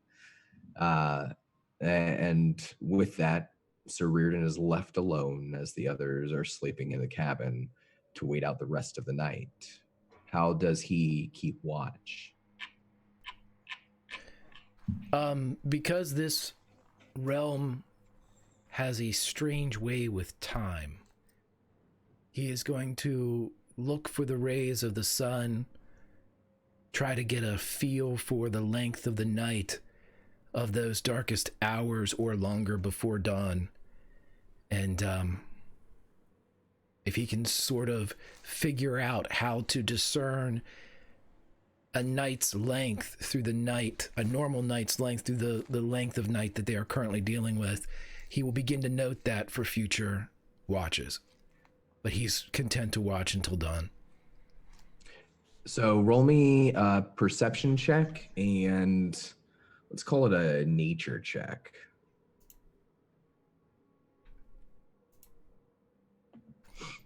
Nailed it. Through the darkness, you don't see anything moving.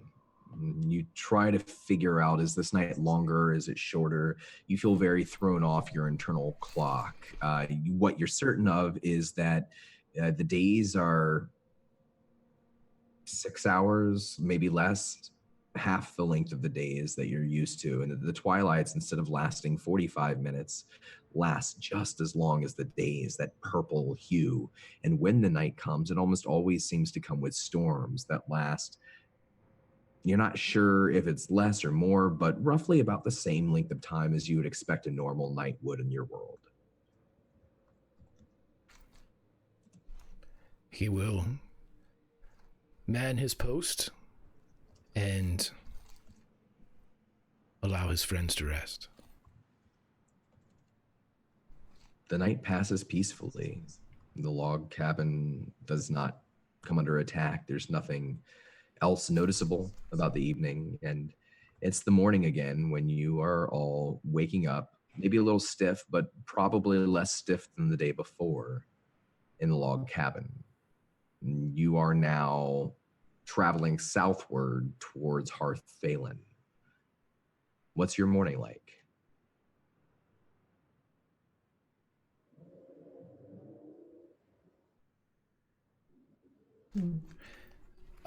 Reardon will go check on the dwarf.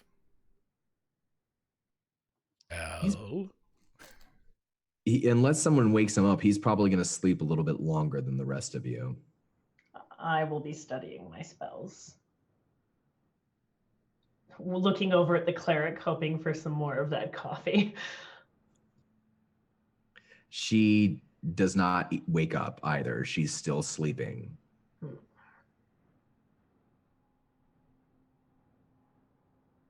Avrin is just kind of sitting and just sharpening her dagger in a very methodical, almost meditative way.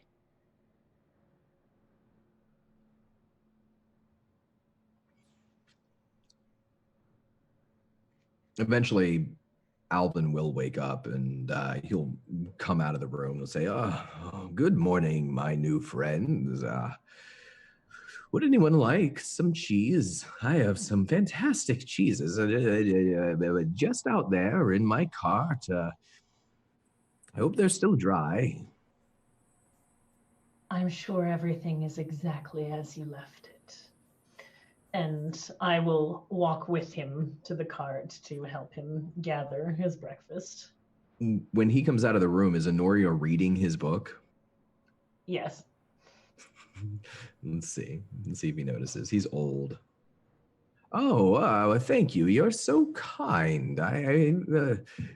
But I can walk myself. And he's hobbling along on his cane, and he brings out a small breakfast worth of cheese for anyone who feels like eating something substantial, and says, "Oh, do you know where you're headed next, or where the nearest town is?" Hearth Phelan.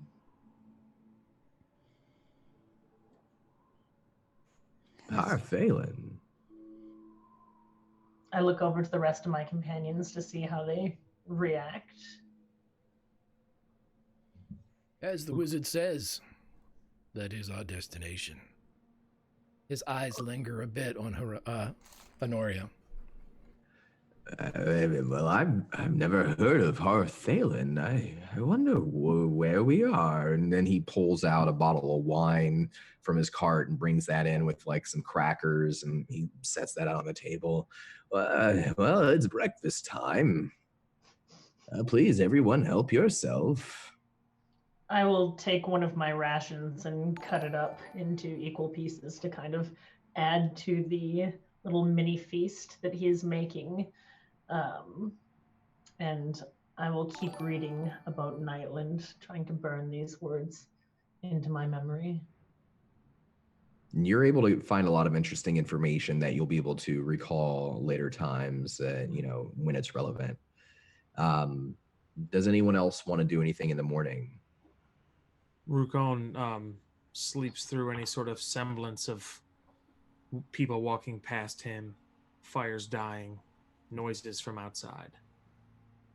He's got his shield in front of him, his arms draped over, and the end of the shield is resting on his forehead.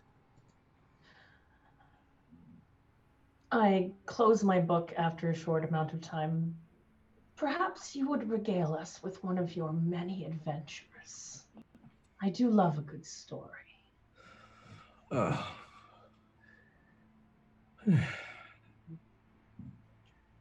I used to have, suppose you would call it a party. We traveled together and fought together and rescued maidens and helped take. I didn't do this one, but some of us would climb up trees and we would get cats down from the trees when the cats wouldn't come down on their own. We even fought some goblins once. It was a whole tribe of them. It was a very long and ongoing ordeal. That was a very long time ago, and the strangest thing, when that shadow pulled me through, pulled me to here, when I was in that darkness, I saw a mirror. And when I looked into that mirror, I saw terrible things. I saw the ends of the lives of all of my old adventuring friends. Some of them in their bed, sick, old. Some of them murdered, paid by old debts. It was very painful. I miss them. I did not tell them enough when we were together last, how much they meant to me. Paladine watches over them. I suppose so. I hope so. Does he have genuine tears, sincerity?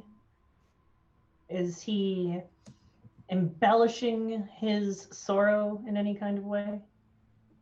Roll me an insight check.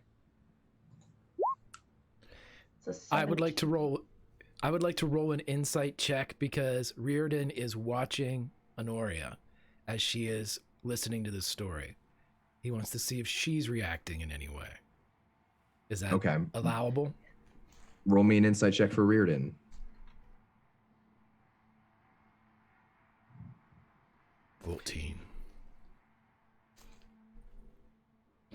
Anuria, you feel that he's being very honest. Not only does his emotions seem sincere, but he also seems like he's a little bit in shock.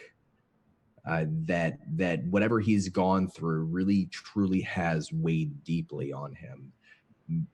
Something that you probably have witnessed before or experienced before in your life when you can't escape the pain that kind of traps you in your own mind. And you see that in his eyes, whatever that is.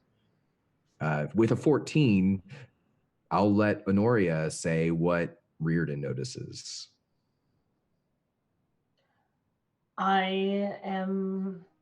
You'll see flickers of micro emotions cross her face as she tries to hide them. As he expresses his loss, she mirrors his emotions. Whether or not they're genuine would be hard to tell, unless I suppose you knew her a bit better. When he is sad, she is sad, etc.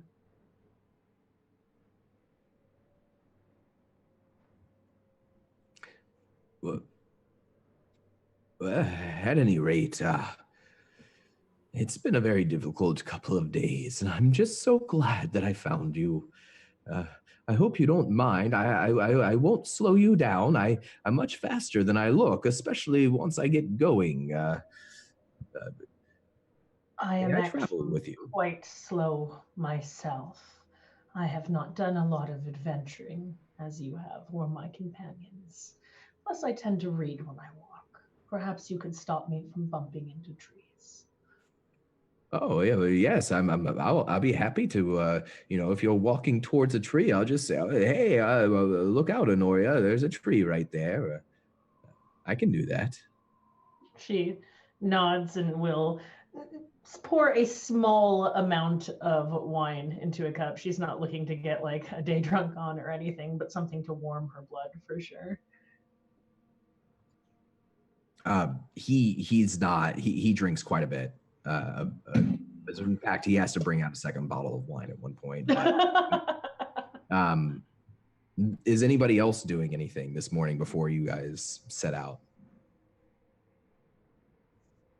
I'm soaking up as much sleep as I can until the party feels the need to wake me or I wake up myself. Reardon would allow Raccoon to sleep until they were literally leaving. And then he would go and wake, as he does, by touching his friend's foot from a distance. Ready. Whoa. What did I miss? Huge battle. There's another dead dragon out there. You slept right through it. Honoria's eyes race slowly. I think that's the first time she's heard Sir Reardon tell a joke. That was a joke that is not funny. I would have liked to fight another dragon. I know. And he offers a hand to Raccoon as he's still lying down. He puts up his hand, grasps Riordan's, but kind of lets his body be dead weight to see how strong Riordan is and see if he can pick him up. Oh, we can play this game if you like. What do you want me to roll here? Athletics? Opposing athletics checks. And this is going to be for all the bragging rights, so 22. That's pretty good. One. Yeah, Rookone, you very much underestimated this human. He almost pulls your arm out of socket as he's pulling you up to your feet, whether he means to or not. And you're faced with trying to play that off. Do I get to roll a deception to try to play it off like I don't? Absolutely. You can play it out either way. A 9. Well, you play that out however you feel you deserve. So I put my hand out, grasp it. He yanks me up, and my eyes flare open for a little bit, and then I realize my eyes flare open, and then I shut them, and then stand up, stretch my shoulders. Ugh. Sometimes it takes a couple minutes to get limber in the morning. As you say.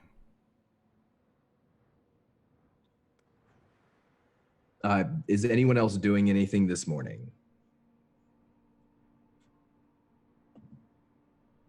Trying not to mock the knight and the Minotaur at this point.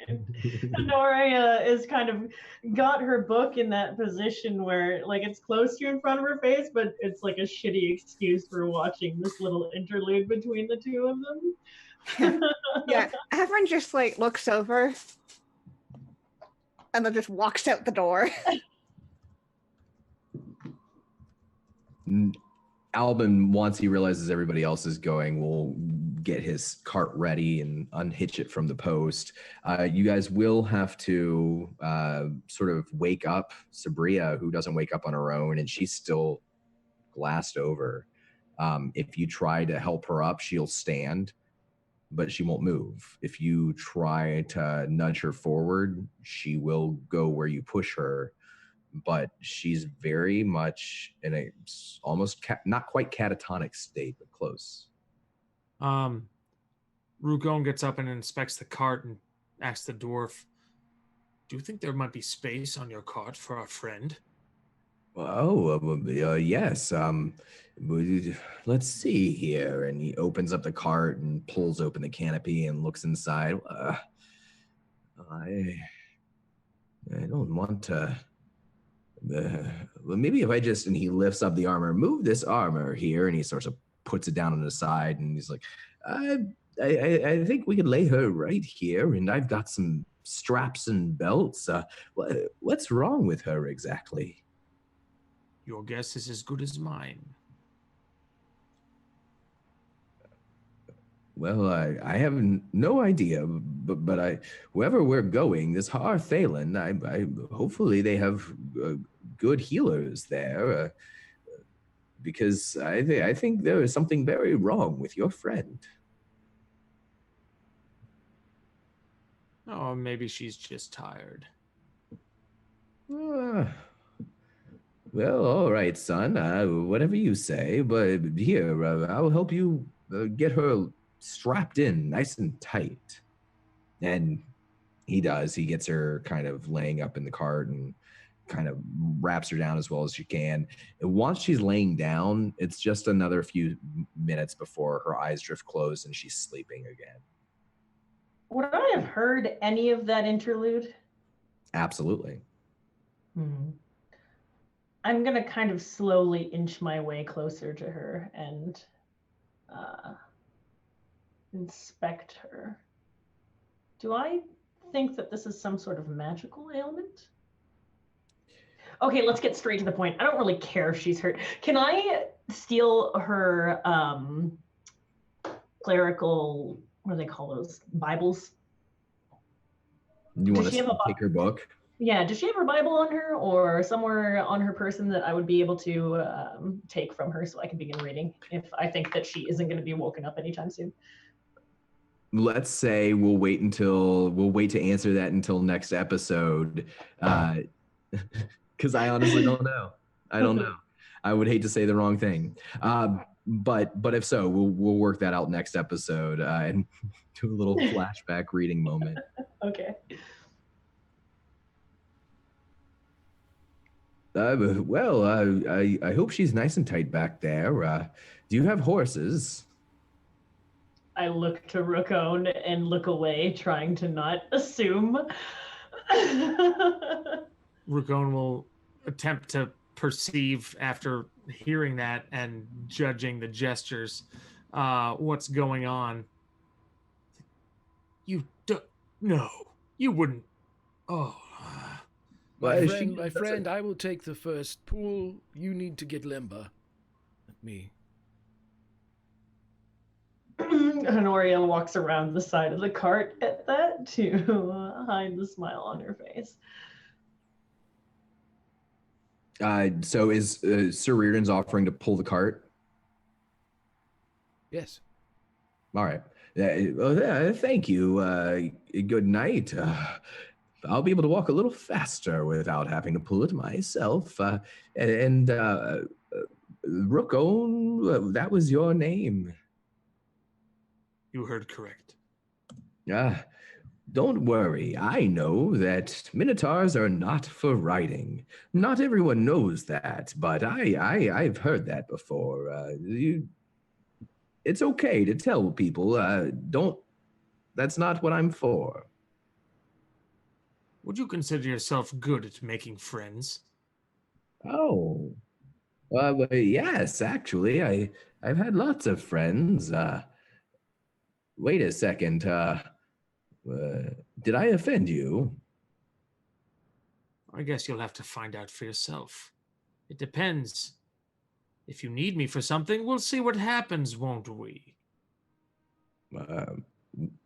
Well, if I did offend you, I'm very sorry. He goes quiet after that, and he can't tell if he's embarrassed or scared of you. But he becomes much quieter, and with that, you're all able to set off together. We're going to move ahead a little bit, unless there's anything else anybody needs to do before we leave. Rukon, about like maybe, depending on how long we travel, maybe about a half an hour, 40 minutes in, is going to offer a chance to switch with Riordan to carry the cart. As you wish, my friend. Yes, I shall switch in and out. Can't have you doing all the work. I Gratitude. hate asking these series of annoying questions, but I am paranoid. Does the dwarf leave tracks? Does he walk with a weird gait? Is he more able than he appears? Is there anything that suggests that he is not a dwarf? Roll me insight or perception. You can roll me both. I'm gonna use an advantage on my insight, and my perception I'll take as is. Well, that's freaking great. I mean, He's such a dwarf. He's he the is old, dwarfiest. but he's very dwarfy. Dwarfs have great constitution, and they even old dwarfs are very, very capable. And even though he's a little slower than most, he pushes himself, and you'll notice like sweat is beating down his forehead. He seems to be working really hard to keep up with everyone else, and he does leave tracks, so far as you can tell. You see nothing that suggests other than that he is a dwarf, an old dwarf. I put it out of my mind then. I don't like the way he smells. There was one thing I'd like to do before we left the cottage. Is it okay to retcon something real quick? Absolutely. Sir Reardon, having his own diary that he keeps, he would tear a piece of parchment from the bound, and he would write in the common script, in the event that there is a little someone who is living here by themselves, the feet in the mud that disappeared when we got to this place, he will simply put enough wood by the fire to last a couple days for a child or any traveler. He will keep the fire burning as they leave, and he will leave a note that simply says, "My name is Reardon, and we are headed south." You leave the note behind, and then you do head south. You trade off the cart. You find what little shelter you're able to. The first night, a small cave. The second night, a clearing has to do. There's enough cheese and crackers and wine to go around, but you do not have an eventful couple of days. It's a much calmer couple of days. And after 2 days of travel along the road, as we move forward, uninterrupted by further attacks or incident, you've not found much else of interest, but that the grove, the forest you're in, is starting to thin.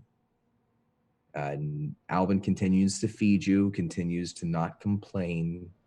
And it's on that second day of hiking, you finally pass your first pair of hikers. It's a middle-aged, tired-looking man and a girl, not quite old enough to be a woman.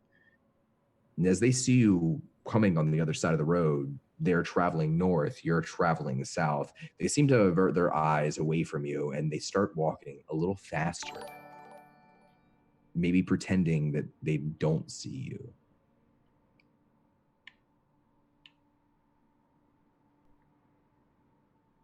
Rukon perks his head up, turns around to the trail. Hey, don't pretend like you don't see us. Where are you coming from? Sir Reardon will drop back. If he's carrying the cart, he will slow it down. My friend means to say, is there trouble to the south? How's the weather and the road? It is fair yet muddy to the north. Don't tell me what I mean to say. You... Very well, as you say. You two. Where are you coming from? As you accost the middle-aged man and the younger, either young woman or old girl, they start to move faster as you're bickering with each other. They're moving faster, and the middle-aged man sort of grumbles out of the side of his mouth just as he's about to pass you. Come from Harthalen. Oh, weather's fine. He doesn't slow down. Nothing. You seem afeared. What are you afeared of? He doesn't respond to that. He actually grabs the arm of the little girl and starts pulling her along faster too as he passes by this Minotaur with a shield and a sheath, a knight, a black-robed woman. You know, you're quite a crew. If you were but two on the road, Rokon, and you had a young child, you would have fear in your heart as well. They're acting as humans do. Oh, keyword there. Humans. From off to the side of the road, trying to distance herself from this whole situation. Safe travels, I say, looking over to the daughter and the man. Though it is beneath him, Reardon will say, a cottage, half a day's travel to the north. Heretics. Do you know who live there? He looks back over his shoulder, still moving forward, and he says, No, I don't know who live there. Not from these parts, from Harthalen. Good day, safe travels. And then a moment later, even though he's already past you and continuing to walk, he yells a little louder, safe travels, and then turns his head down and keeps moving. He yells it louder? Yeah, that's a little suspicious. Can I insight that? Because is that a signal? Roll me an insight check. I'm wondering the same thing, actually. May I also please make the same insight check? Oh, the old man's eyes. Daytime. Insight is 19. I'm more concerned about the little girl. So Anuria, you think the little girl seems to be a little girl, whether it's his daughter or someone else. She seems to trust him. She's not resisting him at all. And Sir Reardon, you find it very suspicious. As a matter of fact, you notice that as he's calling back over his shoulder that final time, he's not looking at any of you, but he's looking at a bend in the road where the road seems to go downward, starts to slope downward, down a hill. Ready yourselves. And he reaches for absolution, but does not pull it free quite yet. And he's going to try to make, I know Averin's way off to the side. He's going to try to make eye contact with her, and he is just going to point back towards the bend in the road upcoming.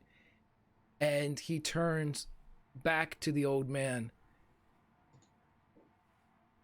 Stop. Gotta keep going, gotta get safe travels. And he keeps moving forward. Reardon's walking towards him. Roll me a perception check, Reardon.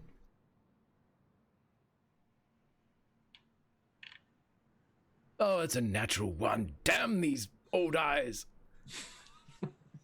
We gotta get you some glasses, brother. It's all right. I can hit like a motherfucker. He's still trying to drag the girl, help her move forward. He when he looks back over his shoulders at you, he looks afraid, but he's still moving away from you. What's at the bend?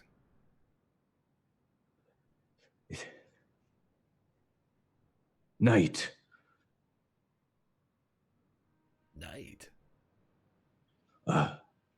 It's one of a night. Please let me go. Just trying to get home. What awaits us at the bend? Brigands? Highwaymen?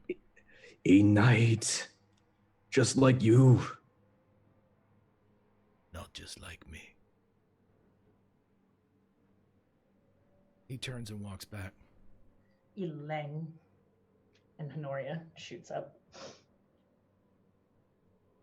Having caught Reardon's motion, Avron's just gonna slowly start stealthily moving her way through the trees towards this bend. Reardon Keep an walks eye out. past the cart and continues towards the bend in the road. I'm flying up and over the bend to see what might be ahead. Something is set off someone, and I'll be able to see where the old man goes if he runs, and also seeing ahead. Rukon brandishes his shield and has Hazargon's scimitar in his right hand and looks to the dwarf. Now it is time to carry your cart. Albin pulls the cart tarp up. And he's, don't worry. I can take care of myself. He pulls a crossbow out of his cart. It's a heavy crossbow, and he cranks it several times and loads it. He pulls the cart down, and he's like, we'll just leave this on the side of the road. If there's trouble, I'm with you. Sir, do us the honor of watching our friend. Guard your goods and ours. We shall check the bend. All right. I'll keep a good eye on her. Please, be careful. And if there's trouble, if you need Albin, Shortlock, Hammerfist, I'm right here. Just call out for me. We probably won't use your full name, but a portion of it if we need you.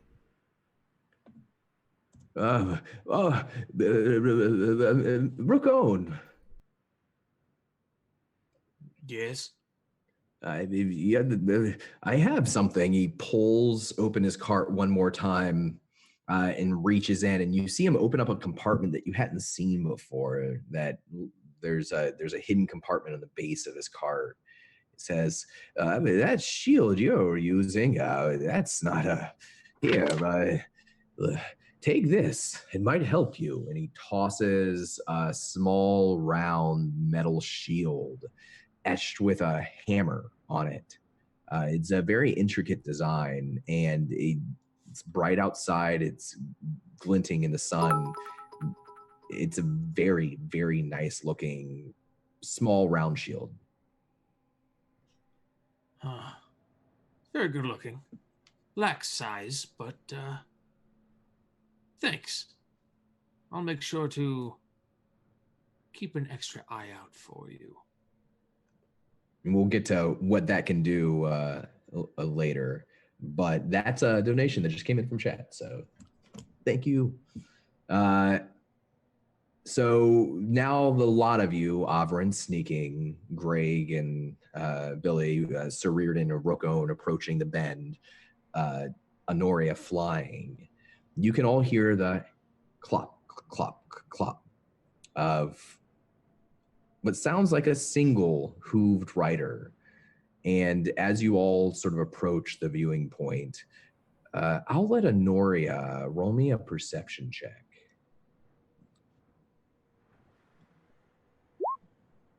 That's a 6. You all see just down over the hill where it begins to descend along a wider and more well-traveled road, a lone figure sitting atop a bridled war horse. It's a man, by the build of him, wearing a horned great helm and adorned in plate mail armor, marked with the insignia of a rose. It's not burnt or anything, Sir Reardon. If you were expecting it to look like how you recall Lord Soth, that's not what this looks like. In fact, the figure is a little smaller. It's large, but not as large as you remember Lord Soth being. And he has a lowered lance held to his side. He's slowly trotting forward up the hill towards your position. Good sir, I would ask you to raise lance. Talk with us. Help us understand this land. What's everyone else doing as Sir Reardon calls out? Hovering, waiting. Judging how the horseman responds to Riordan's speech. If it's positive, I'll sheath my scimitar and just brandish my shield. But if it's hostile, I'll keep my scimitar out. I'm starting to circle, again, still within the trees, to the side of this situation, trying to stay hidden. Avrin, roll me a perception check.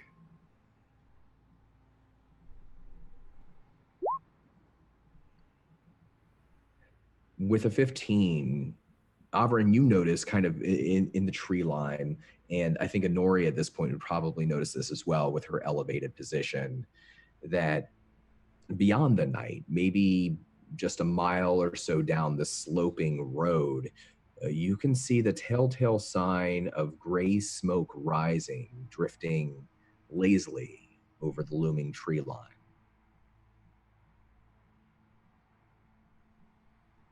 The knight doesn't answer Sir Reardon immediately. He's not charging. He's clop, clop, clop, clop, clop, slowly approaching with his horse. I'm going to fly over to the direction of the smoke to get kind of a better idea of what's going on over there. All right. So as Anuria flies, and this is about a mile away, so are you going to leave them behind?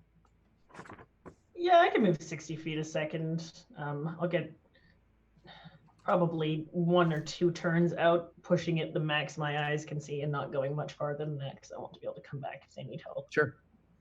So we'll cut away from Anuria for a minute as she flies beyond. And I see some inspirations coming in for everybody. To plot armor for Avrin. And 1 inspiration for everybody. 2 inspirations for Anuria instead. I'm going to go ahead and mark this down here.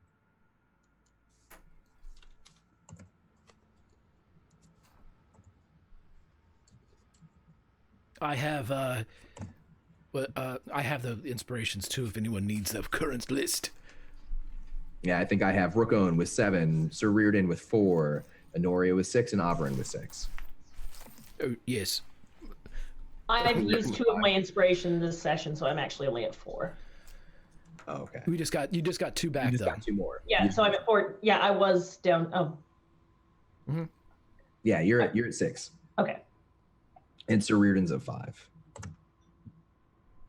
Okay, so the knight's still approaching. He does hike up his lance a little bit. Sir Reardon, you would know that this isn't an immediate attack position, but he could very easily charge you at any moment. He's about 50 yards away from you now. Rukone looks wryly over at Riordan, kind of like wondering what to expect. Expect anything, but spread out. It's a lance. We can only charge one of us.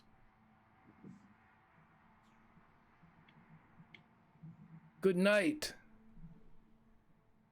Would you like to leave saddle and talk with us? Clop, clop, clop. 10 more yards. And then he does call out, his voice ringing through his great helm. By the power vested in me, Sir Jeremy of Harthalen, you lot are under arrest. Lay down your arms, submit to the law of Nightlund, and come willingly to face your judgment. Judgment? For what? I know you, Rookone of Clan Agaruk, Sir Reardon, Knight of the Crown. I don't see your companions, but I'm sure they're around. You are all interlopers in the Lord's realm. You have caused the deaths of several civilians of Nightlund, and you are to answer for your crimes.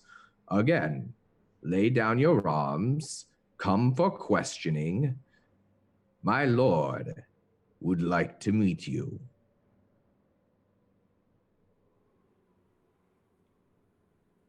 Rukon glances No. over at Riordan. No. We do not honor the laws of this land. And we have not killed anyone. Do you honor the oath and the measure, Sir Riordan? Do you? I do, and hereby I challenge you then, with your denial, to face me in single combat. And should you fall,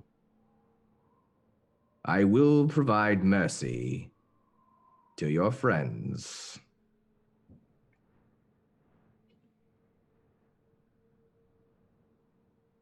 I have to accept. And so I shall. And it's Lord Pathwarden. Knight Not of the here, Rose. it's not. He seemed like he stops his clomping, and he drops his lance, and he slings himself off his horse, and he begins to step forward, reaching for his greatsword. I do not know from whence you have came, but you are no true knight of this realm. You do not belong here. Perhaps you are a knight in Istar.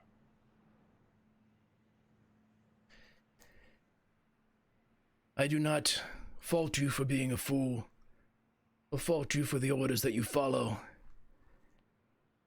I will fault you, however, for thinking you can face me. Come on, Jeremy. That is Sir Jeremy to you. I have deserved my name. He steps Not forward. here. He begins racing towards you as he draws his greatsword. Everyone can make me, except for Anuria, who's a little further away at this point. Everyone else can make me a history check.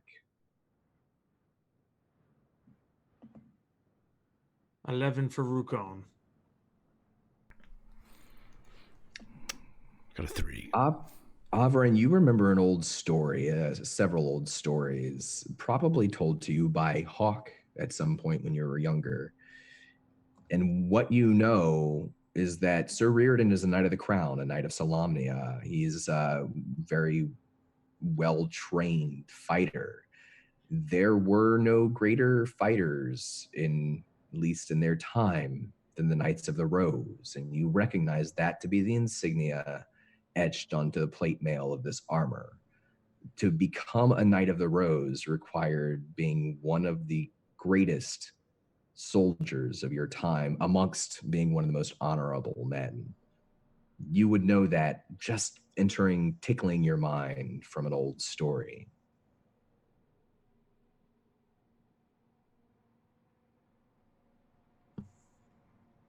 I just file that away.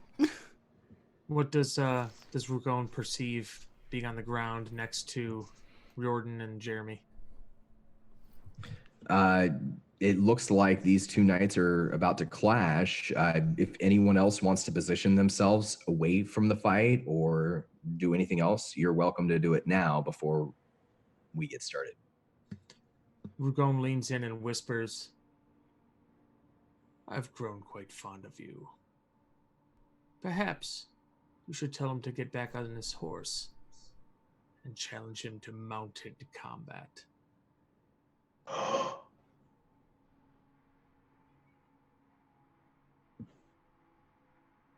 You're crazy. Uh-huh. I almost pulled your arm out of its socket today, and you want me to ride you now?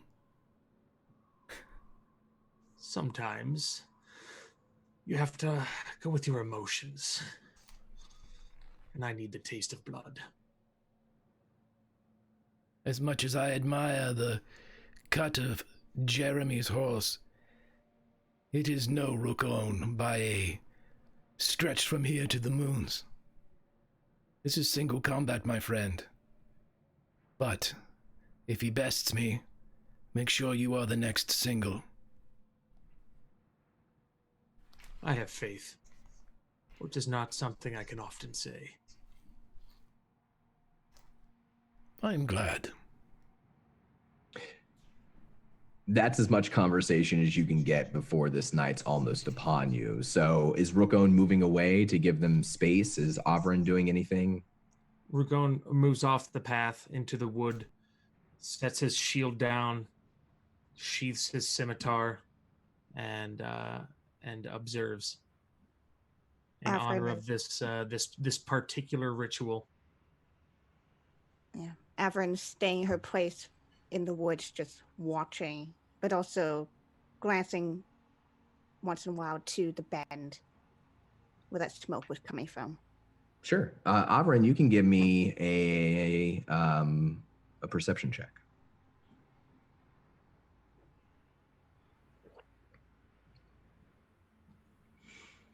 The smoke is steady away from the bend. You don't think it's something burning or spreading. If you had to guess, it was probably chimney smoke. It's just a guess, though.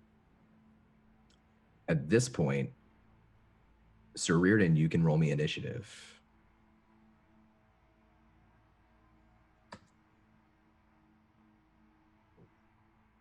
Absolutely.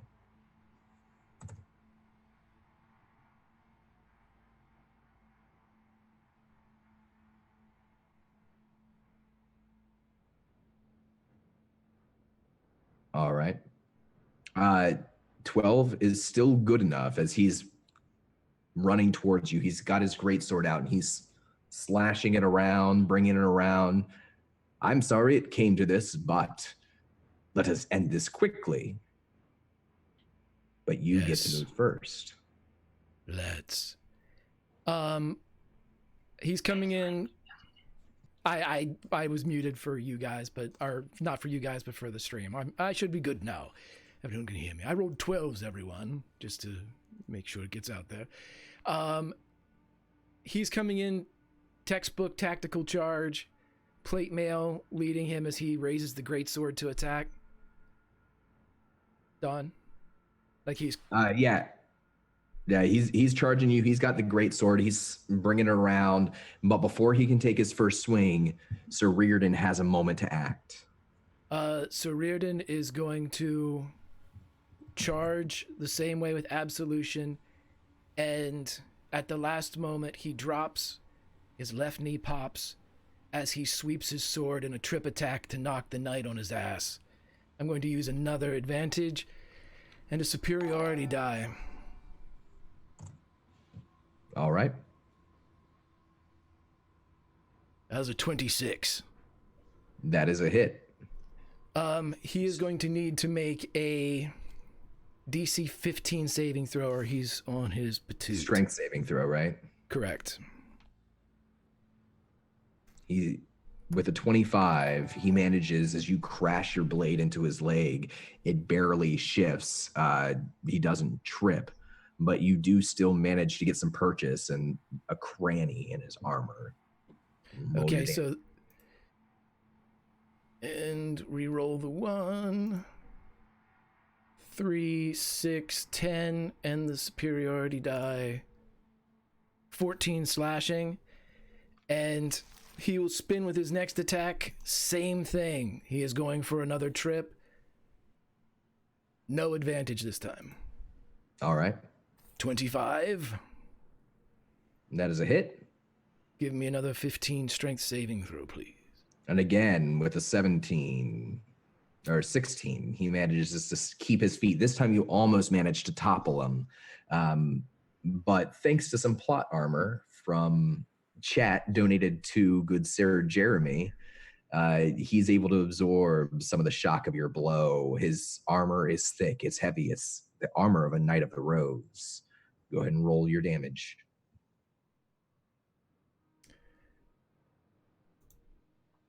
$21 slashing. All right.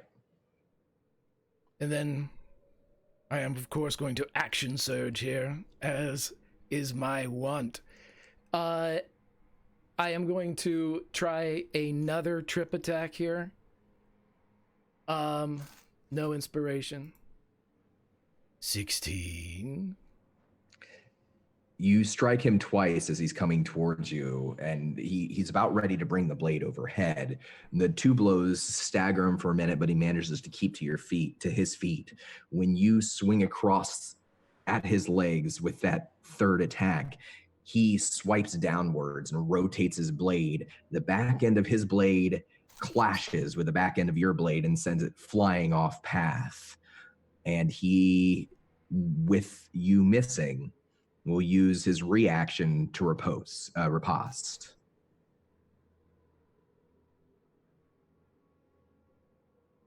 All right. He is going to riposte with the pommel of his sword. 23. Oh, yeah, that's going to hit. It's 9 bludgeon damage, and make me a strength saving throw. 9 bludgeon and a strength saving. 17 strength saving throw.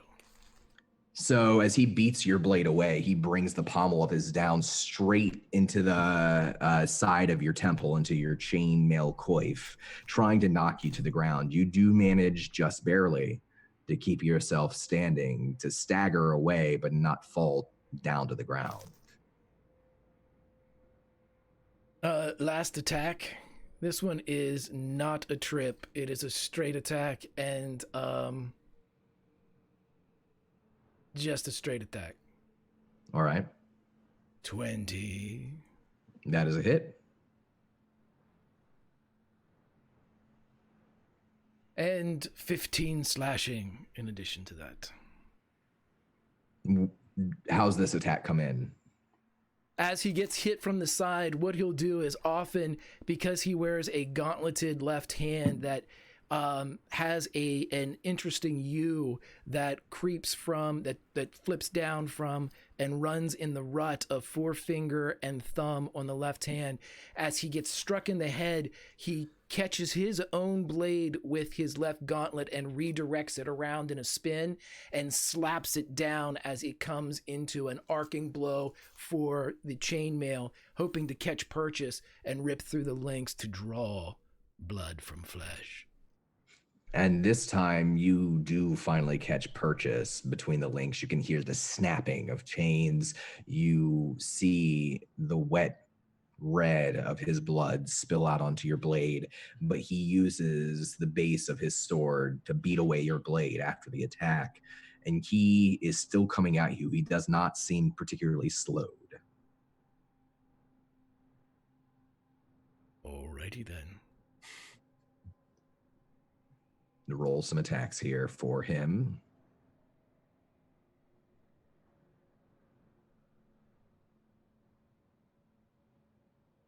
So the highest he rolls is a 17. Oh, well, I'll respond with that by get fucked, because none of those get through.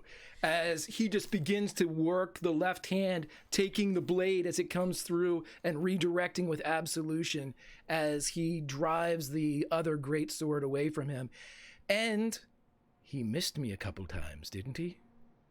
Yep. So, with his own reaction, 14. That's not going to hit him anyway.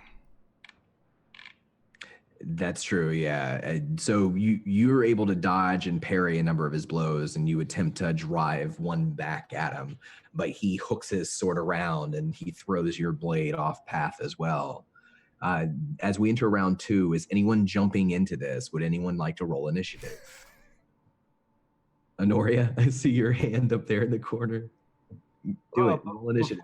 Before Anuria acts, Rukon witnesses 4 missed strikes, and he spits and laughs at the same time, just like this sudden burst of, "Oh, my, based off the decor of your armor, I expected more of this old man."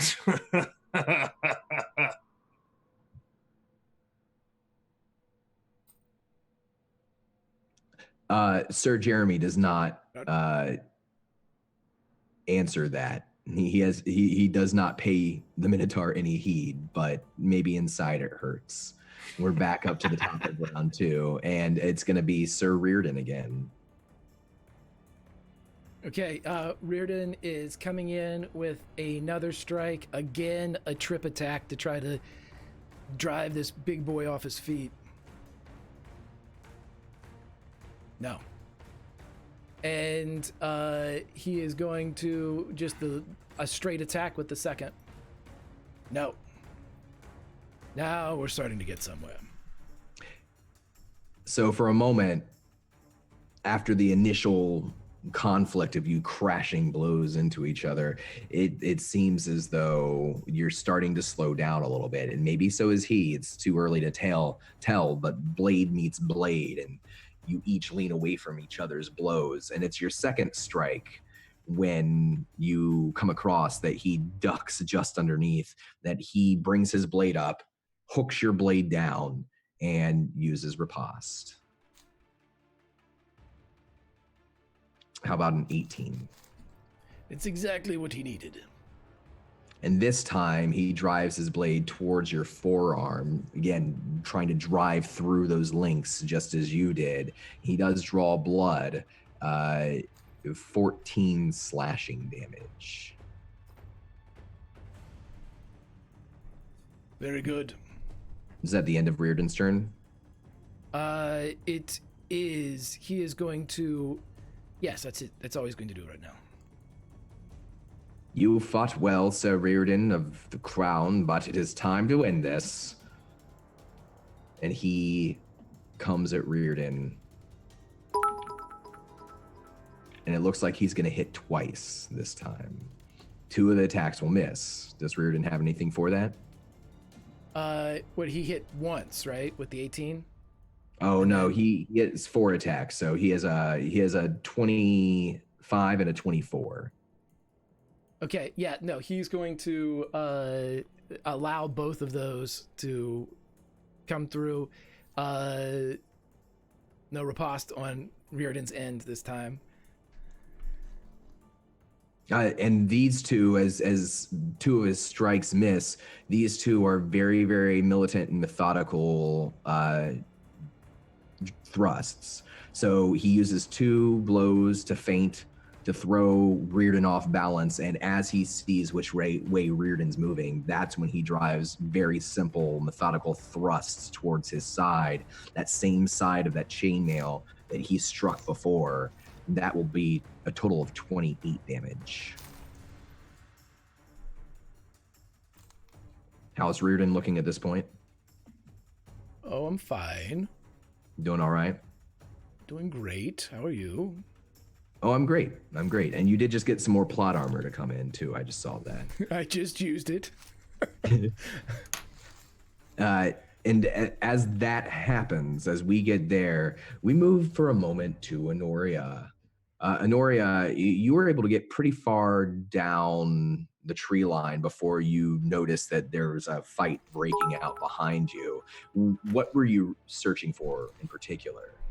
I had just been seeing if there were enemies nearby that were going to be able to ambush us. I think as soon as I would have heard the ring of steel on steel, I would have started returning to see what was happening. Would I have heard about the 1v1 combat, or do I just see them duking it out? I guess I can put 2 and 2 together with my friends standing on the side and the laughter. Here's what I'll do. I'll let you roll me a perception check.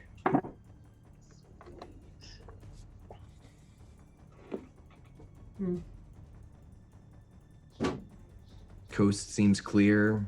You're not able to hear the challenge issued as you kind of flown off, and they weren't like screaming it, but you can hear the ring of steel on steel.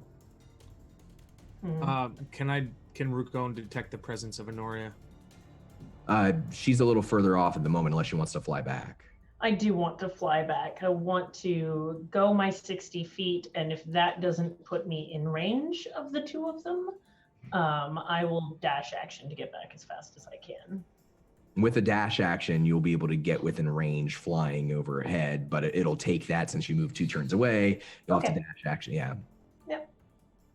And that what you see are 2 knights locked in combat. And yeah, Rookone and Avren, you would probably notice a flying black robe in the sky coming towards you. And there's Anuria. That's what she looks like when she's doing her thing. Rookone will try to catch her gaze and then hold up a hand in the event that there would be any intention to interfere. I would never. That will be my action since I can't do anything else. That's comforting. We're back up to Sir Reardon at the top of round 3.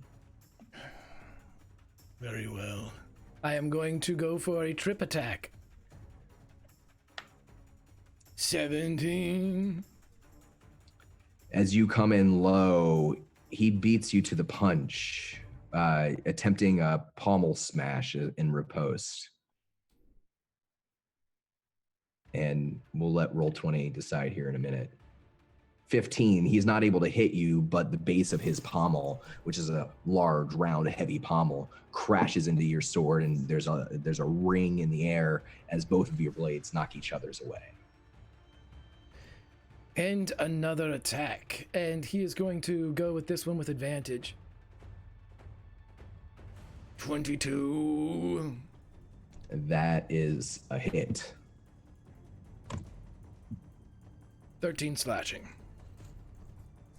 And as you score another blow and wet your blade with a little more of his blood, he's still moving fast. He's strong. He pushes your sword away, now with his gauntlet, just throwing it off of him.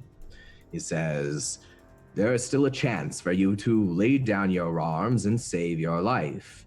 You've proven you're honorable, but you cannot defeat me." Oh, well.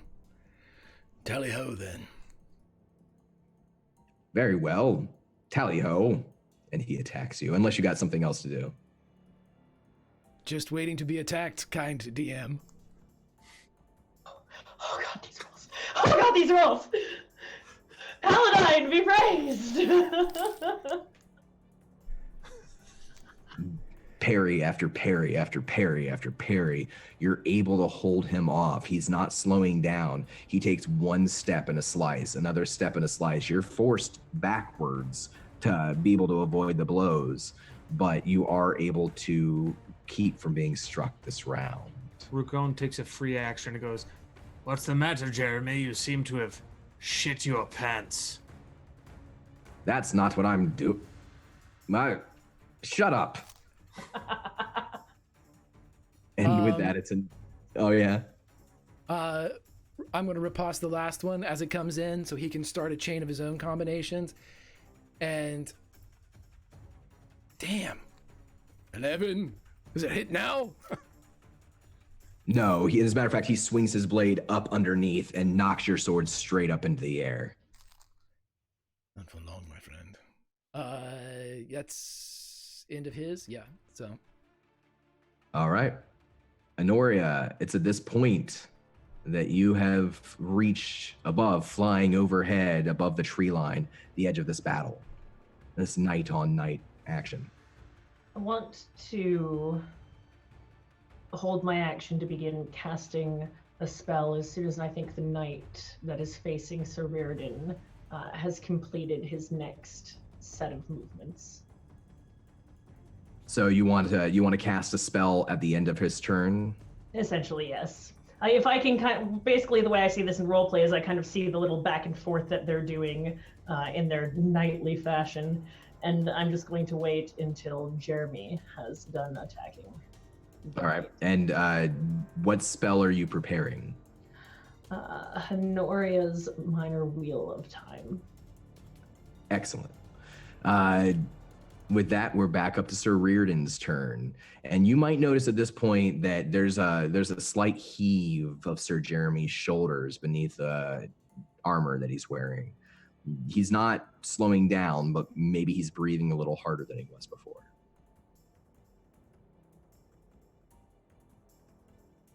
For a free action, Reardon will say,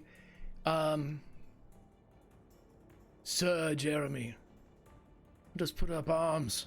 Talk about this as knights. On my honor, the crimes accused are not those that you believe I committed.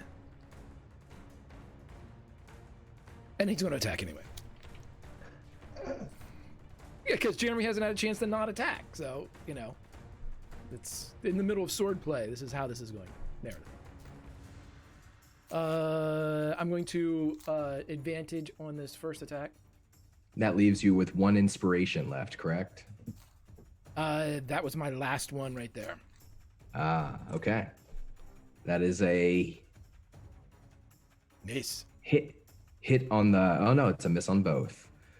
Oh no, that was the riposte. That 16 was my first attack roll. So yeah. 16 was the first one. As you come across after your words, even with your advantage, Sir Jeremy leans back and he catches the sword, your sword, between his blade and the hilt of his sword itself. And he circles his sword around and tosses your sword off to the side, kind of knocking you off balance for a second. And he says, though it is beneath him, "We'll see you talk about honor once you're in the dirt. Good night." And he riposts. This time with a thrust rather than the pommel of his sword. With a 15, he misses. As he comes through, he grabs him as he tries to do his thrust attack, brings him close, and says, "I don't smell the dirt. Do you?" And he offers his last attack. Fuck. We should have advantaged that one. Missed. He pushes his left arm, not holding the sword, into your shoulder, so it kind of throws your attack off a little bit. He says, "Oh, just give me a minute. Good night. Just give me a minute." And you can tell that he's getting increasingly frustrated with you. Rugon chimes in. Old man, Knight of the Rose, do you need assistance? Perhaps I shall swing the sword for you. No, I'm not answering you anymore. And he pushes forward towards Sir Reardon. That's the end of Sir Reardon's turn, yeah. Yeah, and here it comes. Everybody in chat, here it comes. So one of the attacks definitely misses you. The next lowest attack is going to be an 18. Yeah, anything 18 or higher hits. As he pushes you away with the first strike, he swings his sword wide and it misses you. He actually knocked you too far away from him for his blade to actually hit. And then he's on top of you, and it's 3 direct blows. Crossover body, and then wide across his body. That will be a total of 42 slashing damage.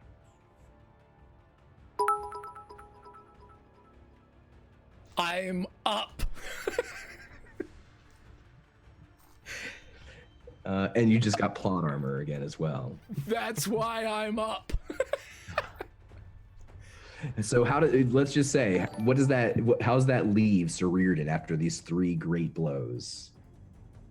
Sir Reardon is hammered by these shots, and as he gets knocked back, he barely is able to hold on to absolution, as this guy has just decimated his defenses and carved into him.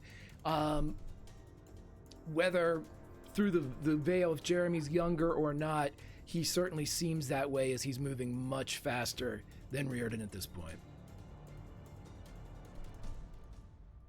And though he's breathing a little hard, he is still moving fairly quickly, already regathering himself and bringing his blade back up to the side for whatever comes next. And it's the end of his turn. So Anuria, if you're going to cast your spell, or a spell, I'll let you cast a spell.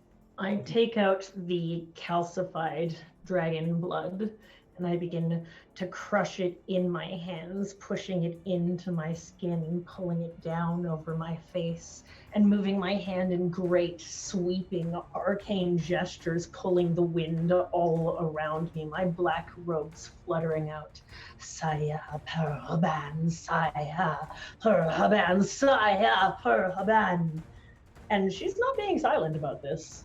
You could probably hear this from many miles away, but I cast Anuria's Minor Eyes of Time, and everything that Jeremy has just done, every attack that he has landed on Sir Reardon, becomes undone.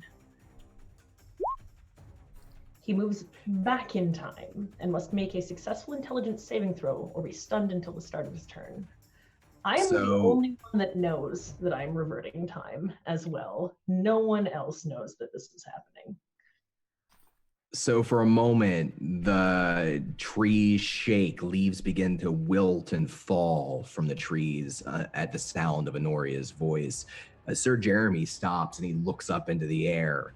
All of you would notice this, and then you freeze. And then you begin to move backwards. Things begin to change. You begin to revert to just a few moments before. And this takes us back to the start of Sir Jeremy's previous turn. Sir Jeremy fails, I'm guessing an 11 fails, his intelligence saving throw. And so first off, Sir Reardon, you regain 42 hit points. And because he fails, there's a moment in time where he's about ready to press that attack, and instead he stumbles forward. He looks dazed for a second. You can only see his eyes, only you, Sir Reardon, beneath the great helm that he's wearing. But he stops, and when you thought he had a moment to press his attack, he doesn't. And with that, we're back up to Sir Reardon's turn. And Reardon would have no clue what has just happened. Greg thinks it's the greatest thing he's ever experienced in the history of Dungeons and Dragons, but I will keep myself calm, as also just before that, by donation that had come in, 3 additional plot armors for Sir Reardon. It is time, my friend. I am going to use Second Wind, and I get advantage on my next attack. So I'm going to use Second Wind, and even takes me back up to full, and this is an advantage attack. Damn. Well, he's stunned. I miss him and he's stunned? No, he's stunned. So you already had advantage on. You have advantage on all of your attacks this turn until he's no longer stunned. Okay. Well, reeling from everything that just happened, Reardon actually swings wide. I won't use Second Wind. That's the only reason I was using it. So I'll take my. Is that okay to retcon that? Absolutely. Yeah, you can save that for later. Sure. And then the second one, 22. 22 is a hit. Oh, that's going to be max damage with a little 16 slashing.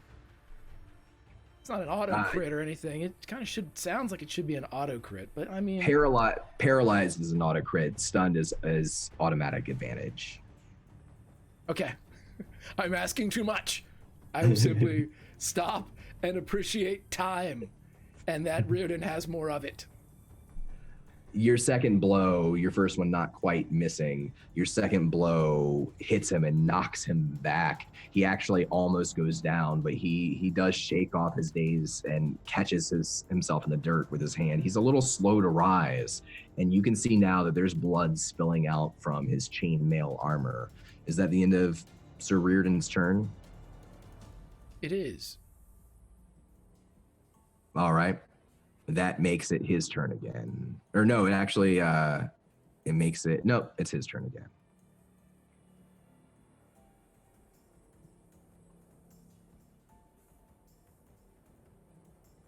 I believe 3 So 3 hits with a 19 being the lowest.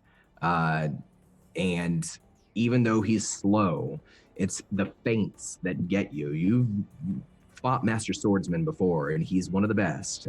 When you think that a blow is coming in hard, a thrust is coming in hard, he pulls back at the last moment. He rolls his wrist, and then it comes in from a different angle. He uses a combination of pronated and supinated grips, and it's the efficiency of his sword play that allows him to deliver 3 very simple but effective slashes for a total of 42 slashing damage. Okay, well, thank you everyone for the plot armor, as he is able to deflect the blows off to the side, as Reardon is not a fool, he is not prideful, he knows he's outclassed, and And only luck's gonna get him through this. Or perhaps a pope. At the end of else, Trey, everyone. after all of this after his entire series of events, he's breathing hard and he says, "I'll still take your resignation, Sir Reardon. It's not too late." Reardon would literally be like, "Too late for who?" That's probably me. For you, that I was talking about you. Lay down your Probably sword. Right. No. Damn it. All right. Well, so be it. It's Anuria's turn.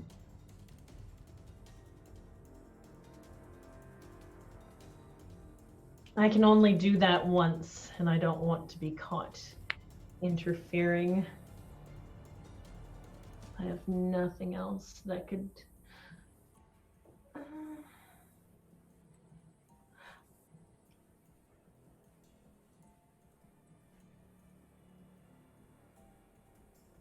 He said it's a one-on-one battle, but Rookon has been shouting from the sidelines.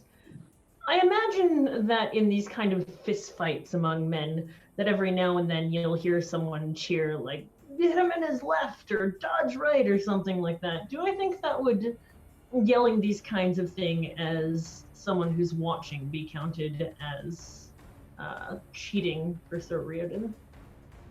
Roll me a history check. That's a crit fail. Fuck it, who cares? You're not sure. Who knows what the knights get offended by and what they don't get offended by. But you're definitely not sure what the rules of this fight are. I will go back into casting Saya Porhaban. This one, a much softer and gentler casting, and looking at the knight down from above, my eyes flashing gold as I cast Anuria's Minor Eyes of Time and attempt to glimpse into the future and what this knight is going to do. And you're specifically focusing on Sir Reardon, or you're not Reardon, the Jeremy guy, buddy. Sir Jeremy.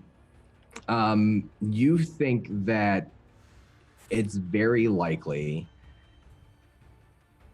there's a very good chance in the near future, you see many different futures, and at least half of them, more than half of them, Sir Reardon is on his last leg. There are a number of futures that you see where Sir Reardon is able to survive the next series of blows. And has a whole bunch of inspiration coming down from the gods.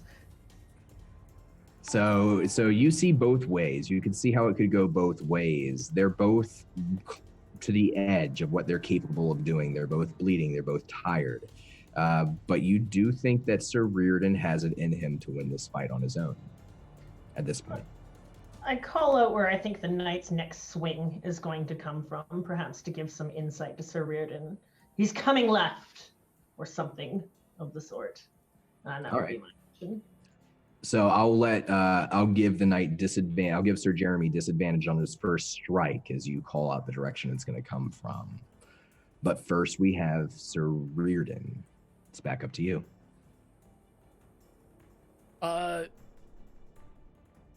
Okay, this is how I'm narratively doing this because you people are the best. So as Reardon is trying to put on a brave face, and as he's getting just slashed and just the absolute hell beat out of him, for a moment as he kind of moves his arm weakly to prepare absolution for a strike, his eyes linger on the corded golden braid around his right forearm. And inside, he feels a surge. And for a moment, he is once again fighting back to back with the Golden General. And he knows no exhaustion. I'm coming with the hits on everything I throw from here on out, man. So, I'm just praying to God I can make everybody proud here. Great sword, advantage. 23. That'll be a hit. Okay, and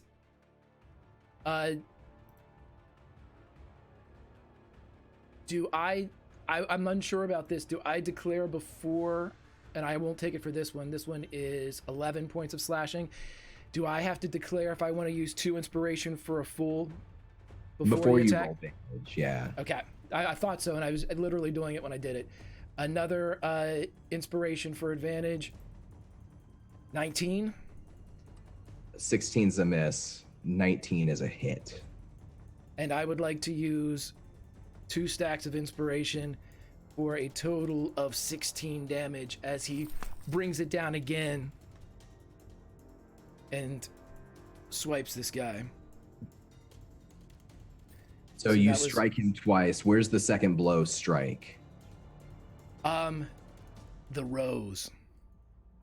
As he brings absolution down across in he flips the grip so the pommel's facing skyward, and almost with like a cleaver jab, he brings it down through the like across the rose. Your blade, absolution, breaks chain, breaks ribs, breaks flesh, cuts in. The rose of Sir Jeremy shatters, and he slumps forward against your blade.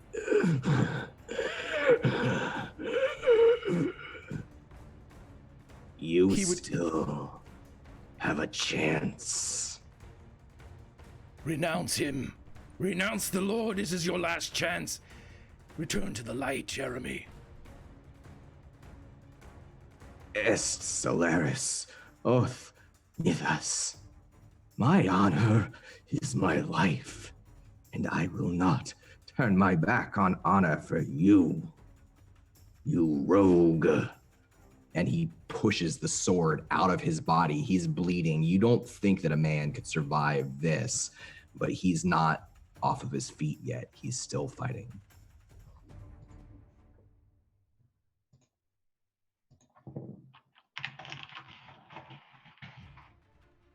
And he comes one more time. The first one with disadvantage. Doesn't matter. I believe those are all hits. 17. Does 17 hit? No, 17 does not hit. My God. 42. So he's just pushing his blade at you, and at this point you're both exhausted, you're both beaten, and he's pushing towards you. The weight of his body is what's most of the force at this point. His sheer relentlessness. 42 slashing damage. All right. I believe I was down to 1 plot armor. I am using the rest of it. I'm up, but it's not good. Sir Reardon, as you stand there, the two of you together, barely standing, 2 old warriors with the same code. You see for a moment over your shoulder at the top of that hill, a flash and a crackle of light. And there, an old man in white robes, bent just slightly, holding a tall staff topped with a blue orb, his features hidden behind twisting collar and light. You recognize this figure for a moment as the figure of Paladine that you'd seen before.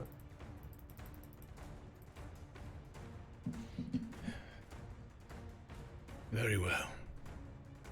And he would offer as much of a second as he has a quick salute as he's reeling. If someone were to ask Reardon how he feels on a scale of 1 to 100, he'd be feeling like a strong 19 right now.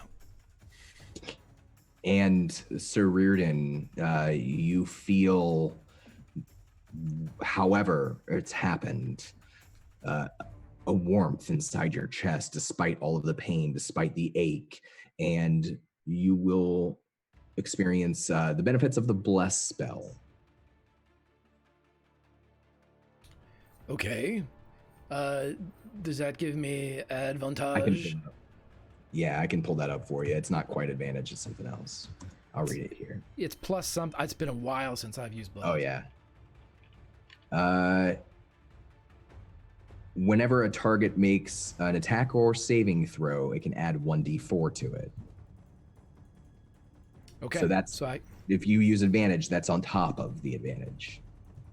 Nice. And okay, so 6. Okay, back up to me, right? Yes. Well, is Anuria doing anything this turn? Is Anuria interfering? At this point, I think that I'm going to stand back. It doesn't seem that anything I am doing is assisting any further. It's all on you now, buddy. I believe. Oh, I'll take a look around to see if anyone is encroaching on us.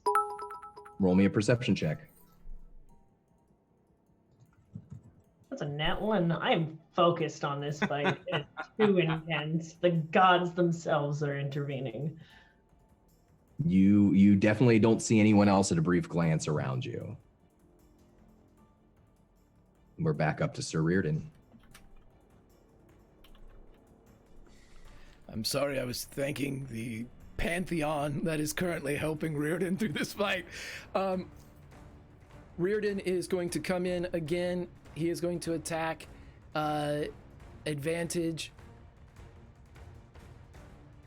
17, which I don't think hits, but he also gets a plus 1d4.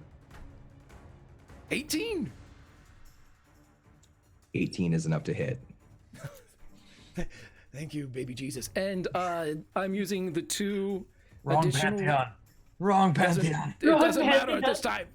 That's 16 slashing, as now he's going for a headshot. He needs to take this guy's head off. 16. 16 slashing, yeah. You come across the body, and Sir Jeremy is bringing up his sword again. He says, I'm giving you one last chat, and then right at the neck. And that is the last thing that Sir Jeremy ever says. You do bring in the finishing blow with that maximum damage, and his head rolls down the hill and continues to roll. It continues to roll. It turns off to the side, off the beaten path, and stops against the side of the road. His body, down to his knees, falls forward and crashes into the ground. Riordan, as he finishes the swing, almost like a baseball player that overcommitted to a curveball, he spins, his legs cross as he topples down into the dirt. And as he lays there, gasping for breath, Absolution still clutched in his sword hand, he'll bring the arm up and he'll look at the cord around his right forearm, and he'll just grab it and breathe and know that someone was looking out for him.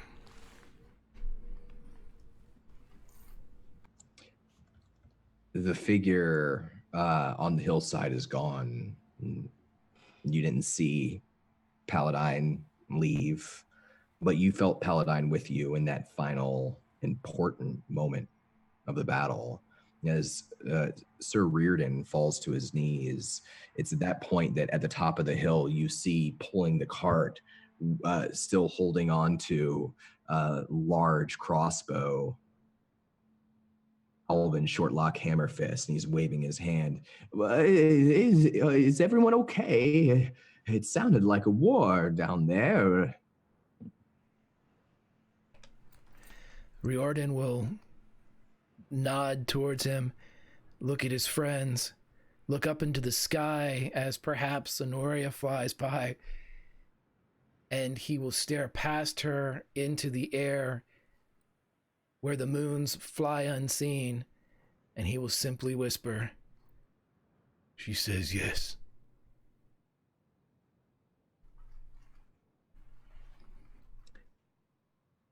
And that is where we will end our story for tonight.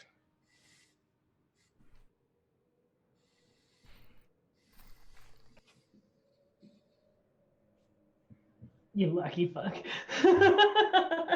Yeah, wow. That was not 1v1. That was 1v1,000,000. I love it. Trent. Here's what I'm afraid of. Here's what I'm afraid of. Knowing the capacity of how awesome chat was in this. If I know Don, everything's going to get way harder. It has been getting harder. Chat just keeps being like, nah. I still have some gears. My money's on Don, man. We're all dead. Chat was amazing tonight. I honestly, I thought there could be many endings to this particular encounter, and this was one that I did not anticipate, and I loved it. It was perfect. So you guys are that fucking spell. I don't know who donated that to me, but God, I fucking love you, random person. That thing is so OP. Spell. Oh my God! But you know what? The only thing I don't like is that no one knows about it. That's the sadness. Is no one knows. That's the greatness. That's the best part. No, it's the greatness, but it's also the sadness that Anuria has to carry that in her heart. So the next time someone's like, "Why were you just standing there?" she can be like,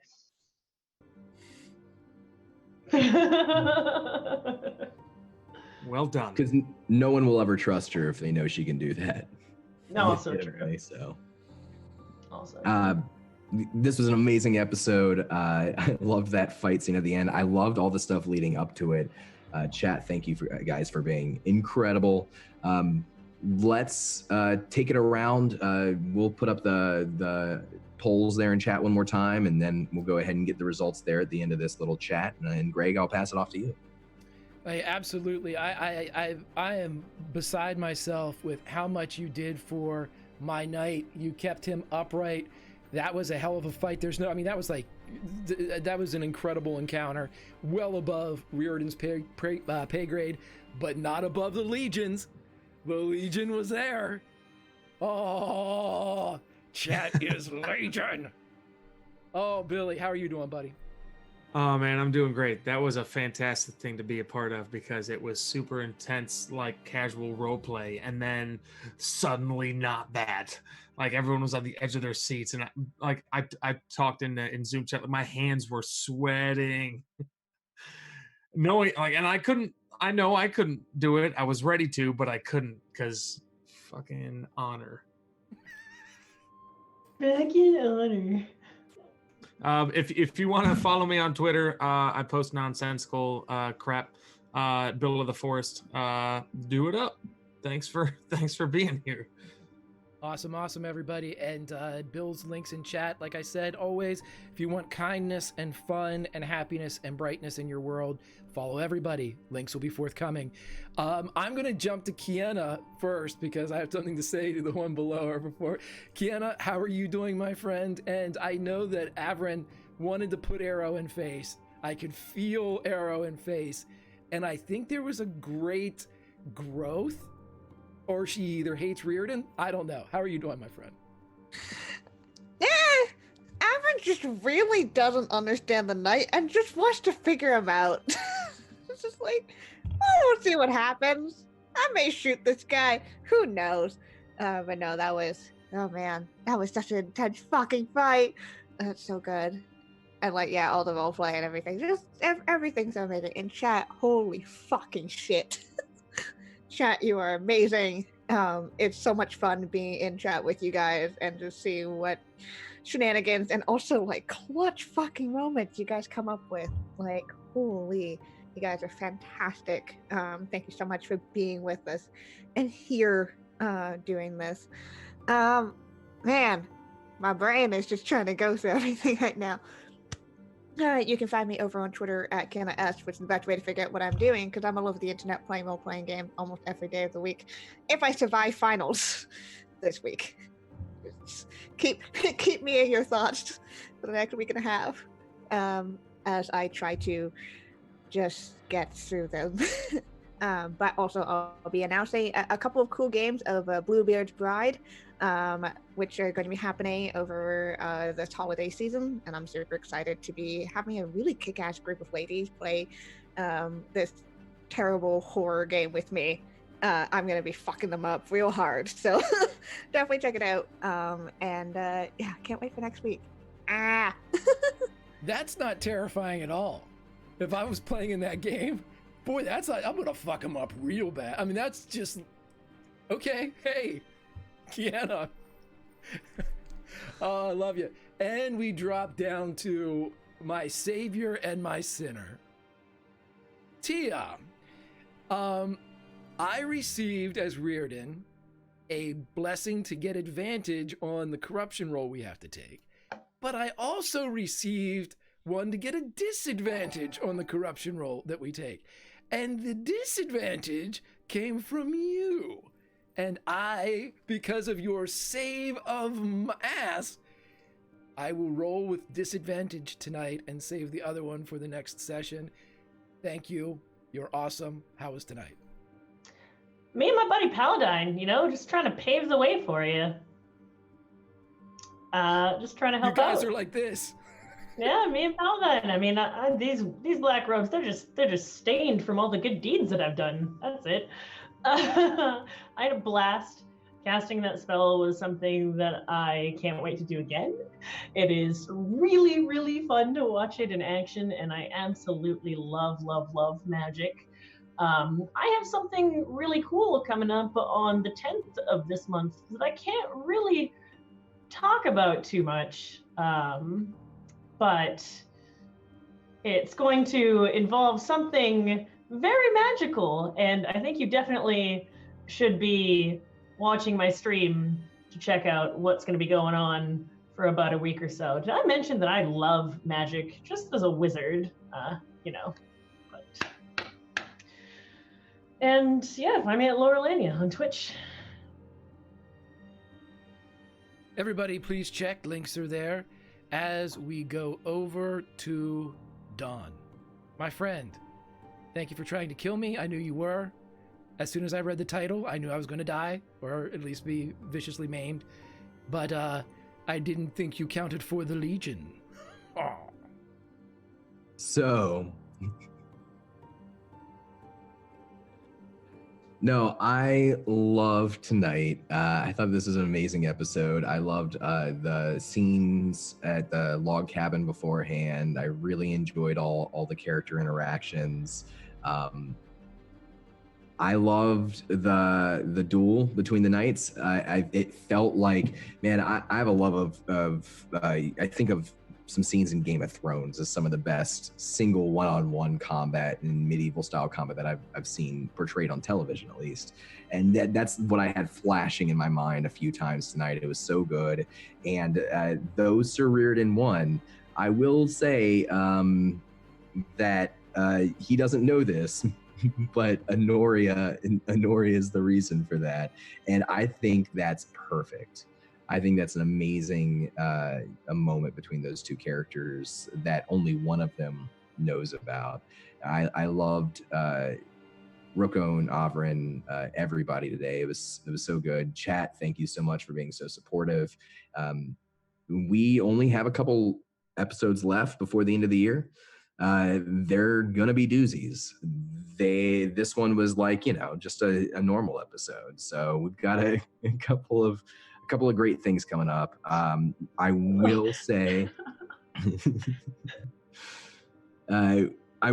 we have a bonus episode actually this Sunday. So this is our first bonus episode we've done. It will be after Project Athena on this channel around 9:30 or so. It will be a flashback for Sabria, who is missing tonight. We're going to get to see some of her past before anything we've seen from her so far. It will feature a number of folks on this channel. It will also feature Pope Deadpool, who's been so supportive in chat, who came through so big tonight and has every night, and I'm pretty sure is the one who gave Anuria the spell that she used tonight. And so he's going to be playing with us. He's got a great character cooked up. I'm really excited. I'm going to be teasing the rest of the week the name of the episode, but for this flashback episode, I will say this. It's going to be very pulpy, and the title of the episode is the lost tomb of the Jackal Queen. So be ready for that, 9:30 on Sunday. It's going to be fantastic. And then Pope's going to also be in another episode here towards the beginning of the year. That'll be another flashback episode. And so the folks who aren't in this upcoming one will be in the other one and vice versa. Can't wait for all of that. I'm very excited. I'm very happy. And that's why right now I think is the best time for me to ask you all to make corruption saving throws for me. And Sir Reardon at disadvantage for having slain another knight, albeit an honorable combat. 10.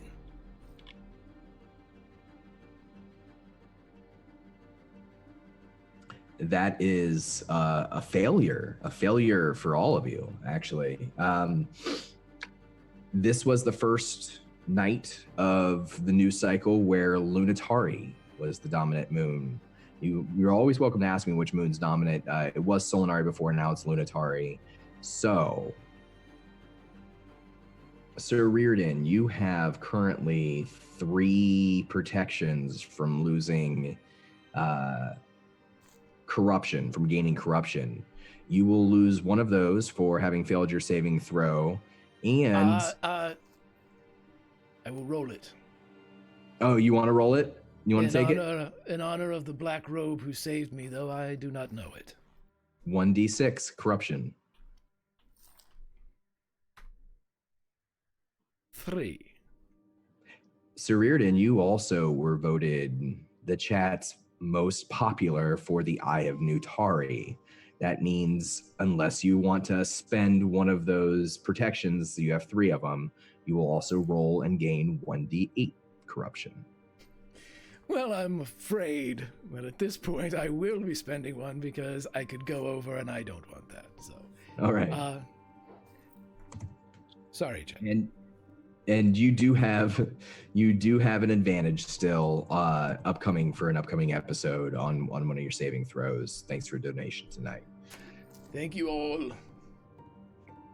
Rookone, you failed your saving throw. However, you are also voted for chat for The Light Still Shines. That means that the viewer poll protects you from corruption this episode. Rookone is still as pure as Rookone ever was. He is the most Rookone that he has ever been. Thanks, chat. Averin, you failed. You failed your saving throw, and you have no protection. So No. that will be 1d6 corruption that Averin gains. That's just one. Just one. She didn't shoot anybody in the face this episode. So No, I wanted overall, to. pound for pound, this could have been worse. I think just wanting to, is enough for a little bit of but she didn't. Could have been worse. Sir Reardon lives. Sir Jeremy doesn't. And next week, we will continue our travels through Nightland. I'm Don. I love playing this game. Follow me on Twitter at Donathan Fry. Be here on Sunday at 9:30 p.m. for the next episode. And then next Wednesday for another episode. It's going to be a wild ride to the end of the season. And thank you guys so much for being here. And everyone, there's everyone's links in chat. Please go through and make sure you follow every one of these people. They are fantastic, fabulous, and a few other F words I can throw in there. But I especially like to throw it out there to the Legion for being fantastic and for making this a wonderful and stressful duel for me as a player and me as a fan of this game that Don is telling expertly. Can't say any better than Don. We're going to take off now, and we'll see you on Sunday for Project Athena. We will see you afterwards for other things. We have great fun coming up. Oh! A week from tomorrow, Dungeon of the Mad Mage starts. Thursday, the 13th at 8 o'clock. Come in here and see a brand new group of people enter Hallister Blackcloak's Under Mountain, as we see just how much fun we can have under the mountain. But until then, everybody, as I proved tonight, you can't always roll 20s, but you can role play. We will see you later, and have a great one.